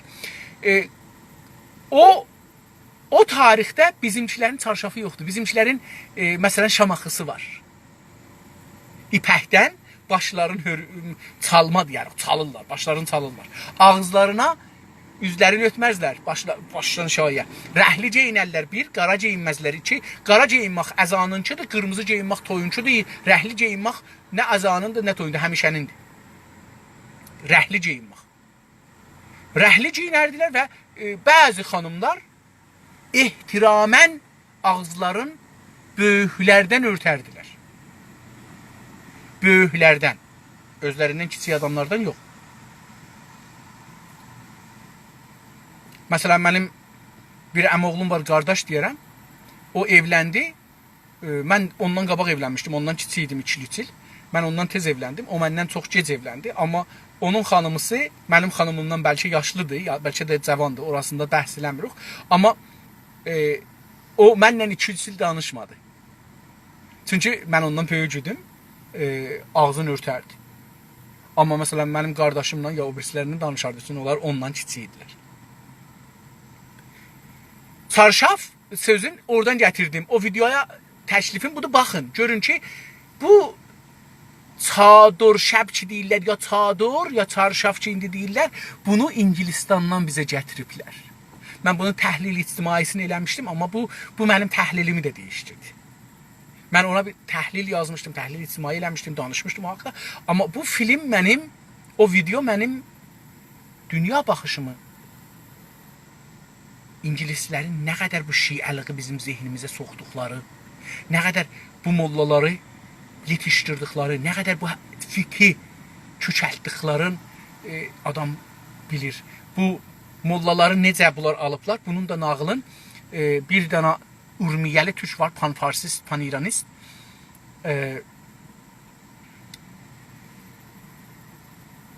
Şahinpər adında Fars televizyonlarında tarix deyir, həftədə bir gün. Bunun tarixinə qulaq asın. Bu mollaları necə bir rəqqasə Şirazlının ölənə zaman vəsiyyət edir ki, mənim malımı mövqufə düzəldin. O mövqufəni Hindistanda düzəldirlər. Çünki bu adam Hindistanda işləyir. Və şiə mollalara verin. Və sonra onun müdiriyyətini verirlər İngilislərin əlinə. İngilislər onun üstünə ayrı yerlərdən pul alırlar, qoyurlar və İran mollalarına, Şiə mollalarına pul verirlər bir şərtinə. Hər nə etmisən eylə, İngilistan şahının əleyhinə danışırsan, danış. Hər nə etmisən eylə, amma İngilistanın siyasəti ilə müxalifət eləməyəcəksən. Bu şərtinə onlara pul verir. Və cəlib budur ki, o cərəyan hala bu günləri pul alır. Hala bu günləri pul alır. Və bu günləri İranda hökumətdədir. Və siz fikir eləməyin ki, boşuna idi ki, Xumeynini getdilər, Əraqdan götürdülər, apardılar Fransaya, Fransadan gətirdilər bizə. Boşuna deyil. Və siz fikir eləməyin ki, Xumeyni Əraqda acından ölürdü, gedirdi, bel bellirdi, gəlirdi, şey elirdi.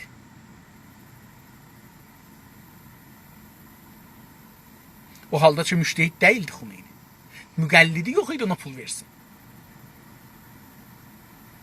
Xumeyni kim, ona kim vucuh-i şər'iyyə verəcəkdi. Xumeyninin şəriət mədari elam elədi ki, bu ayətullahdır. Ölümdən qutarsın deyə. Amma bunun müqəllidi yox idi. Müntəziri də deyir ki, bunun müqəllidi yoxdur. 3-4 nəfər bizlər idik. Müntəzirinin dediği budur. Müntəziri mən doğru adam tanırım. Yəni geriyə qalmış ola bilər, amma yalancı adam deyil. Müntəziri təhcə ayətullahdır farsların içindəki vilayət fəqih ilə sonra 20 il sonra müxalifət elədi, rəhbərlikdən kənara qoyuldu və Müntəziri evində zindanı oldu. 4 cild ziddi vilayət fəqih kitab yazdı. 4 cild. Amma Ayətullah Şəriət Mədarədən və Azərbaycan ziddi vilayət fəqih hərəkatından 20 il sonra. Və mən də zindanda olanda məndən də himayət edibdi. Həm mənəvi dini himayət edibdi, həm də pul göndərib evimə. Tamam, çarşaf, peçə kimi. Bunları mən qabaqcan demişəm, amma indi özümün də yanımda peçə nə olacaqdır? Peçə nüqab, üzr istəyirəm, yadıma düşdü. Üz örtüyü.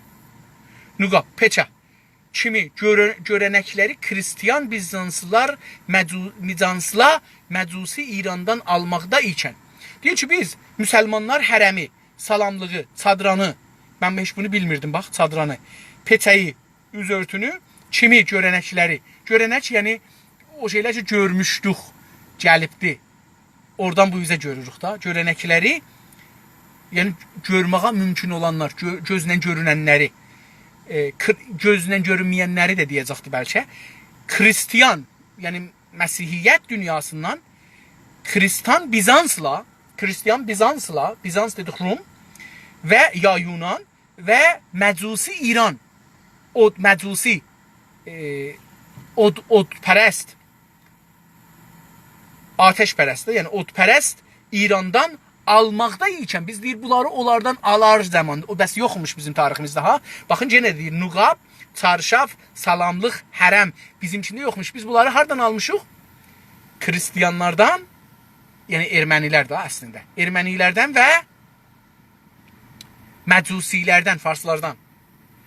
Batı Avropada, Qərbi Avropada, Amerika, Kanada, Avustraliya və Qərbi Avropada qadınlar sosial həyata girdilər.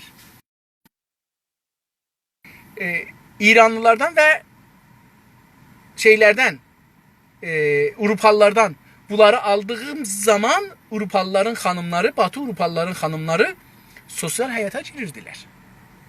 İşte Orta çağda Doğu mədəniyyəti ilə Batı mədəniyyəti arasında bu kimi kiçik fərqlər bir yana böyük bir simetri görünür.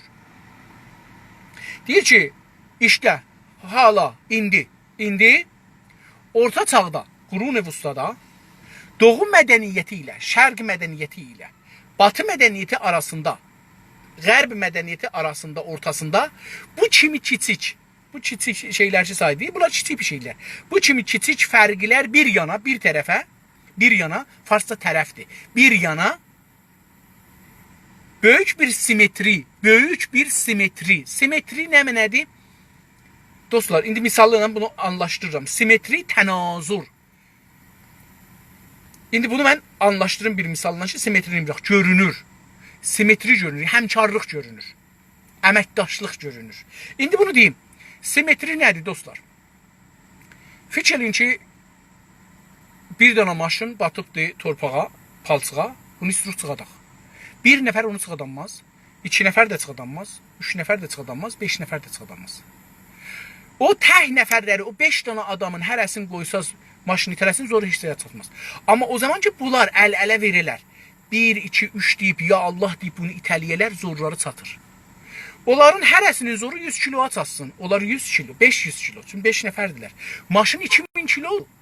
Necə zorları 500 kilonun zoru çatır 1000 kiloya, 2000 kiloya. Burada simetri, burada ortada bir ruhluq, əməkdaşlıq gücü ortaya çıxır. Ki o ondan çoxdur. Bunu siz Qətarda görürsünüz. Mən bunu Kanada və Amerikada gördüm. Amerikada gördüm, Kanadada da görmədim. Görürsünüz ki, Qətar yarım saat gedir. Siz durmuşsunuz, Qətarı geçir, siz görürsünüz yarım saatsa. Mən saydım 500 vaqon daşıyır, 700 vaqon daşıyır. Amma bir danası bunu çəkməz. Bir danası 50 dana çəksin, 100 dana çəksin. 700 dananı çəkənməz. İkincisini də qoysaz, o da çəksin 100 dana, 200 dana, olsun 400 dana çoxu. 300 dana, 600 dana. Yox. Bunlar nə ediblər? Başa bir dana qoyurlar, sona da bir dana qoyurlar, ortada da bir dana qoyurlar. Üçü bu 700 Qətarı, 700 vaqonu daşıyır. Bu üçünün hərəsinin zoru 100 danaya çatar. Amma qoyanda 700 dananı çəkir. Buna deyirlər simetri. Simetri əməkdaşlığın izafi gücüdür. Normal gücü, tək-təkinin gücü deyil. İzafələşmağının, üçünün gücüdür. Buna deyirlər simetri. Mən buna dedim əməkdaşlıq gücü. Əməkdaşlıq gücündə belə bir güc vardır. Məsələn, Orta Çağ İslam memarisinə qarşılıq Avropada Gotik adıyla dini bir memari görürük. Deyir ki, məsələn, Orta Çağda, Qurun-i Vustada, Orta Çağ, Qurun-i Vusda, əslində əvvəldə İslam Orta Çağı, ha. Orta Çağ İslam memarisinə qarşılıq, İslamın Orta Çağında İslam memarisinə qarşılıq, müqabil, ziddi yox, ha, ziddi yox. Qarşı, yəni üzbəüz. Avropada Gotik adı ilə, Gotik adında bir memarlıq çıxır Avropada. İslam memarlığın qarşısında. Ziddində yox. Ziddi deyil. Məsələn, deyək biz damın üstünə səqfi qoyuruq, onlar səqfi götürürlər. Yox. Deyək biz pəncərə qoyuruq, onlar pəncərələr tuturlar. Yox, bu zidd olar. Zidd deyil. Qarşı, yəni onun tayı, onun üzbəyüzündə biri çıxır. Amma adı Gotikdir. Adına Gotik deyirlər. Məsihiyyət demirlər. Dini bir memari görürük. Amma dini bir memari görürük. Kilisaları, zadları görürük. Belə düzəldilir. İslam aləminin həkəmiyyatına qarşılıq Avropa mədrəsələrində skolastik fəlsəfəsini buluruq. Deyir ki, İslam aləmində, müsəlmanların içində həkəmiyyat deyilə bir elmi var. Həkəmiyyat. O həkəmiyyata qarşılıq onun qabağında Avropa mədrəsələrində skolastik diyə fəlsəfəsini buluruq, tapırıq. Skolastik nə deməkdir? Dedik ki, o şey ki, təcrübəyə gəlir. Təcrübə olunan bir şeylərə skolastik deyirlər. Skolastik, baxın, iskuldan gəlir. İskul sözündən gələcək bu. İskul dedik ki, rəvişdir. Bir növ baxışdır, düşünüşdür. Hangi düşünüşdür? Təcrübə əsasına olan düşünüşdür. Qabaqcan fəlsəfə dediyimiz ya düşünüşlərin heç birisi təcrübə deyildi. Təcrübədən əslən dərs almazdıq biz. Biz xiyalda oturardıq, göylər belədir, yerlər belədir, ot belədir, su belədir. Təcrübədə gedib atın dişini saymazdıq. Bu zamanda skolastik, yəni təcrübə əsaslı bir düşüncə gəldi meydana, ona fəlsəfə gəldi meydana, ona deyirlər skolastik. Son paragrafımızı oxuyaq və Oho, son paragraf deyil, elə paragraflardan 3-ü qalır. Sürətlə oxuyayım, qutaraq çünki nəzərimə gəlir ki, 1 saatı keçmişik. Özgür fəlsəfəyə görə gerçək bilinməz. Özgür yəni azad, müstəqil. Özgür fəlsəfəyə görə, yəni müstəqil bir fəlsəfəyə görə gerçək bilinməz. Həqiqət nədir? O bilinməz. Çünki həqiqətin milyonlar mənşurdur, həqiqət milyonlar tərəfi var. Hər kəs onun bir tərəfindən baxa bilər. Bir şeyi Cənabız bir cür görə bilərsin, mən bir ayrı cür görə biləm, olursa bir ayrı cür görə biləm. Buna görə deyirlər, həqiqətin gerçəyi bəlli olmaz. Filsufun görəvi, filsufun vəzifəsi bu bilinməz gerçəyin gələnəklərə bağlı olmaksızın arayıb bulmaqdır. Filsufun vəzifəsi nədir? Bu bilinməz gerçəyi, o həqiqəti nədir bilinməyən gerçəyi, gələnəklərə bağlı olmaksızın. Bir olmamaq var, mənfi elər feili dedik, olmaq, olmamaq. Bir də olmazsızın. Sızın sözü də, əki də əlavə olunur olmağa, o da mənfi elir. Olmaksızın mənfi, yəni olmamış, olmamaq halında. Pəs bu bilinməz gerçəyi, həqiqəti gələnəklərə bağlı, tarixdə, adab-ı rusuma, tarixə bağlı olmayaraq, tarixdən gələn fikirlərə, düşüncələrə bağlı olmayaraq, qəzavətlərə bağlı olmayaraq arayıb bulmaqdır. Pəs skolastik nədir?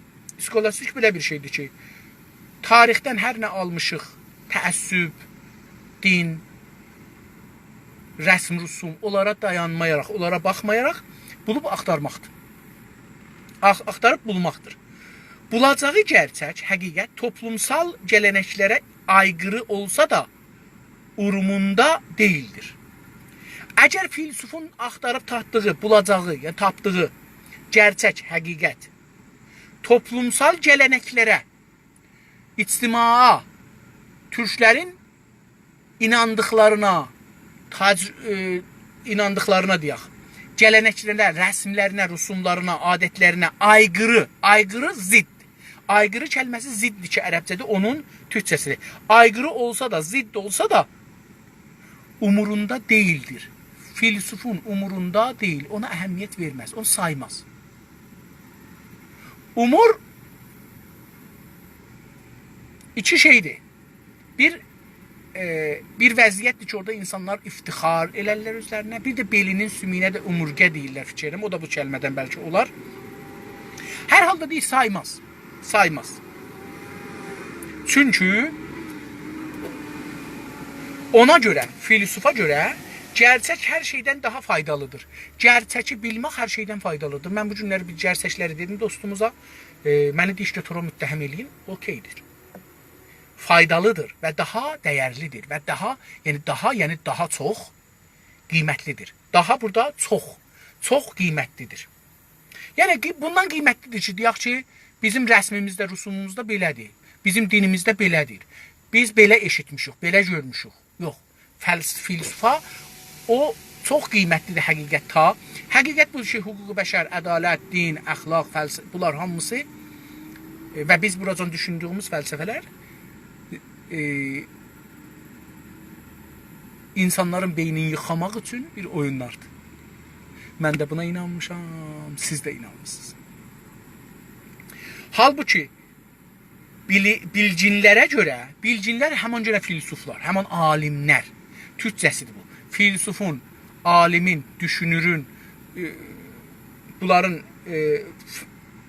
türkcəsi bilgin. Bilginlərə görə bütün gerçəklər bilinir. Deyir ki, amma düşünən insanlara görə tamam gerçəklər bilinməlidir. Bilinir, yəni bilinməlidir, bilinir, düşünürük, tapa bilinər. Çünki gələnəklər quşaqdan quşağa keçərək değişməz olmuş gerçəklərdir. Deyir, çünki gələnəklər, rəsm, rusum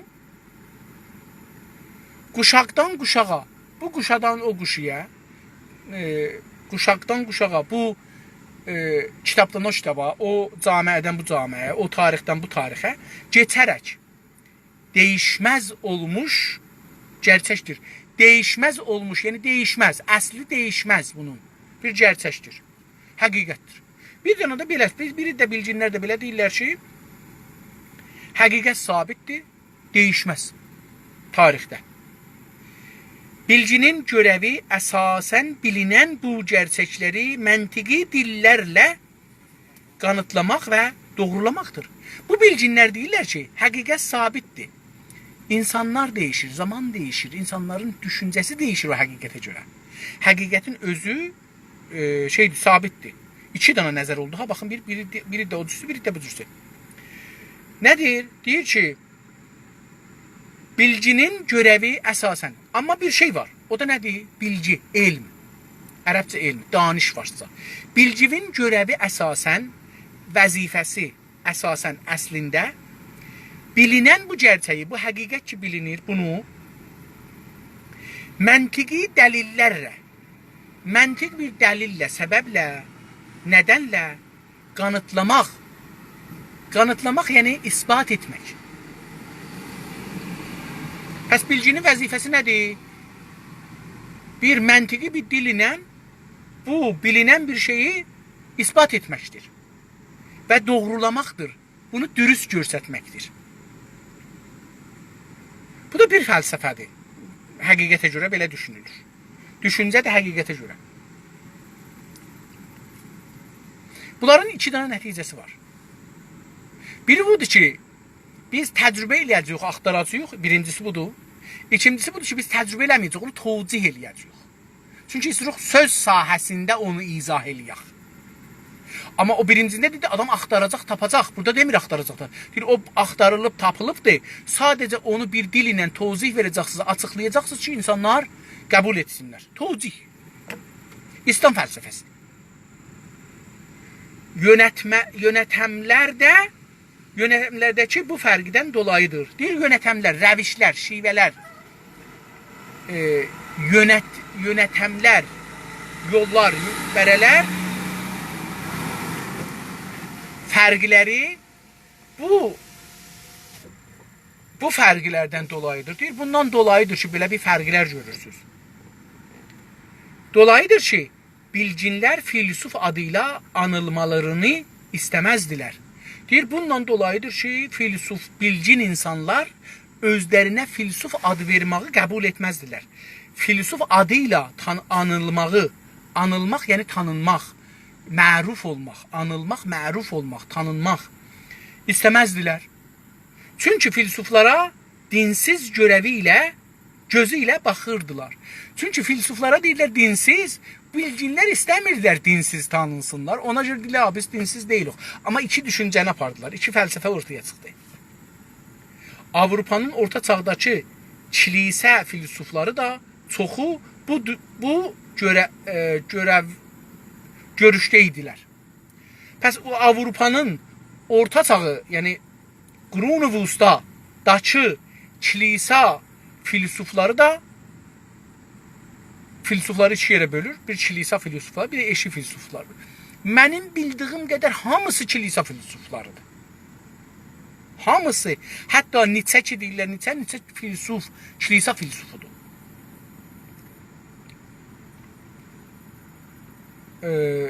Kilise filsufları da çoxu bu görüşdəydilər. Bu iki görüşü daşıyırdılar. İki görüş. Fəlsəfə tarixində indi bir fəlsəfə var, bir də fəlsəfənin tarixi var da. Filan kəs zamanından doğulublar, yetişiblər, fikirləri dəyişdiriblər ya dəyişdirməyiblər, deyiblər, gəliblər. Bu olub fəlsəfənin tarixi. Amma fəlsəfə özü bir şeydir. Fəlsəfənin tarixi ya filsufların tarixi bir şeydir. Fəlsəfə tarixi deyəndə biz filsuflardan danışırıq. Fəlsəfədən danışırıq. Filsufların düşüncələrindən danışırıq. Və bu fəlsəfə deyil, fəlsəfənin tarixi deyil, filsufların tarixidir. Ya filsufların düşüncələrinin tarixidir. Fəlsəfə tarixində bu sistemə iskolastik adı verilirdi. Bu sistemə kimdi dedik, buna nə deyirdilər? İskolastik deyirdilər. İki dənə sistemdir da, dedim, düşüncə sistemi. İslam bilginləri kimi Avropa iskolastikləri də Ərəstuyu birinci öyrətmən saymışdılar. İslam alimləri deyir ki, bunu bilirik ki, İslamda iki dana deyirlər, İslam filosofları deyirlər, iki dana müəllim var. Müəllim əvvəl, müəllim sani. Müəllim və əvvəl Ərəstudur, müəllim sani Farabidir. İndi İslam bilginləri kimi, yəni İslam bilginlərinə tay Avropa iskolastikləri, Avropa filosofları da Ərəstu adında şəxsi Ərəstunu biz buna Farscada Ərəstu eşitmişik. Ona görə də buna Ərəstu deyir. Bu Aristotelesdir adı. Aristotelesdir.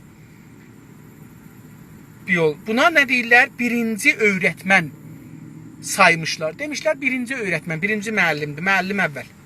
Bu topluluqlardan hər ikisinə görə, yəni bu topluluqlar həm müsəlman topluluq, həm Məsihiyət topluluğu. Hər ikisinə görə, hər ikisinə əsasən, hər ikisinin baxışına əsasən bilginliyin amacı din ilə Ərəstu fəlsəfəsinin uzlaşdırmasından ibarətdir.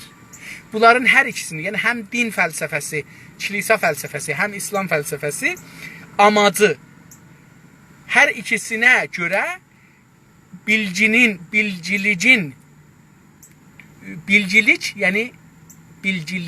yəni o düşüncənin amacı, yəni fəlsəfənin amacı, fəlsəfiyə bilgilik dedi, bilgilicin, yəni düşüncənin, düşünməyin amacı din ilə, din vasitəsilə, din vəsiləsi ilə Ərəstu fəlsəfəsinin uzlaşdırılmasından ibarətdir. Din ilə fəlsəfə, Ərəstu fəlsəfəsini bir-birinə uzlaşdırsınlar. Neynəsinlər? Sülhə yetirsinlər. Bunları barışdırsınlar. Uzlaşdırmaq, barışdırmaq. Bunların vəzifəsi nə idi? O filosof, kilisa filosofu ya İslam filosofunun vəzifəsi buydu ki, din ilə Ərəstunun fikirlərini bir-birinə barışdırsınlar, yola gətirsinlər. Dini tövcih eləmək. Son paragrafımızı yetişdik. 2 cümlədir, qutulur. Avropada Avropada Rönesans, reform, fəlsəfi yenilik, romantizm kimi əxlaq, din bilim, estetik alanlarında olan dəyişikliklər orta çağ həyatına son verdi. Avropada neçə şey gəldi? O orta qurun evlunun həyatına, yaşam tərzinə, zindicanlığına, düşüncəsinə son nöqtəsini qoydu. Neynədir? Nələr? Rönesans. Rönesans dostlar yuxudan durmaq anlamınadır. İndi biz deyirik ki, bidari. Ayılmaq. Reform, islahat. İslah. Fəlsəfi yenilik. Fəlsəfədə yeni fikirlər, yeni düşünmək, yeni taza. Romantizm, aşiqanəliklər.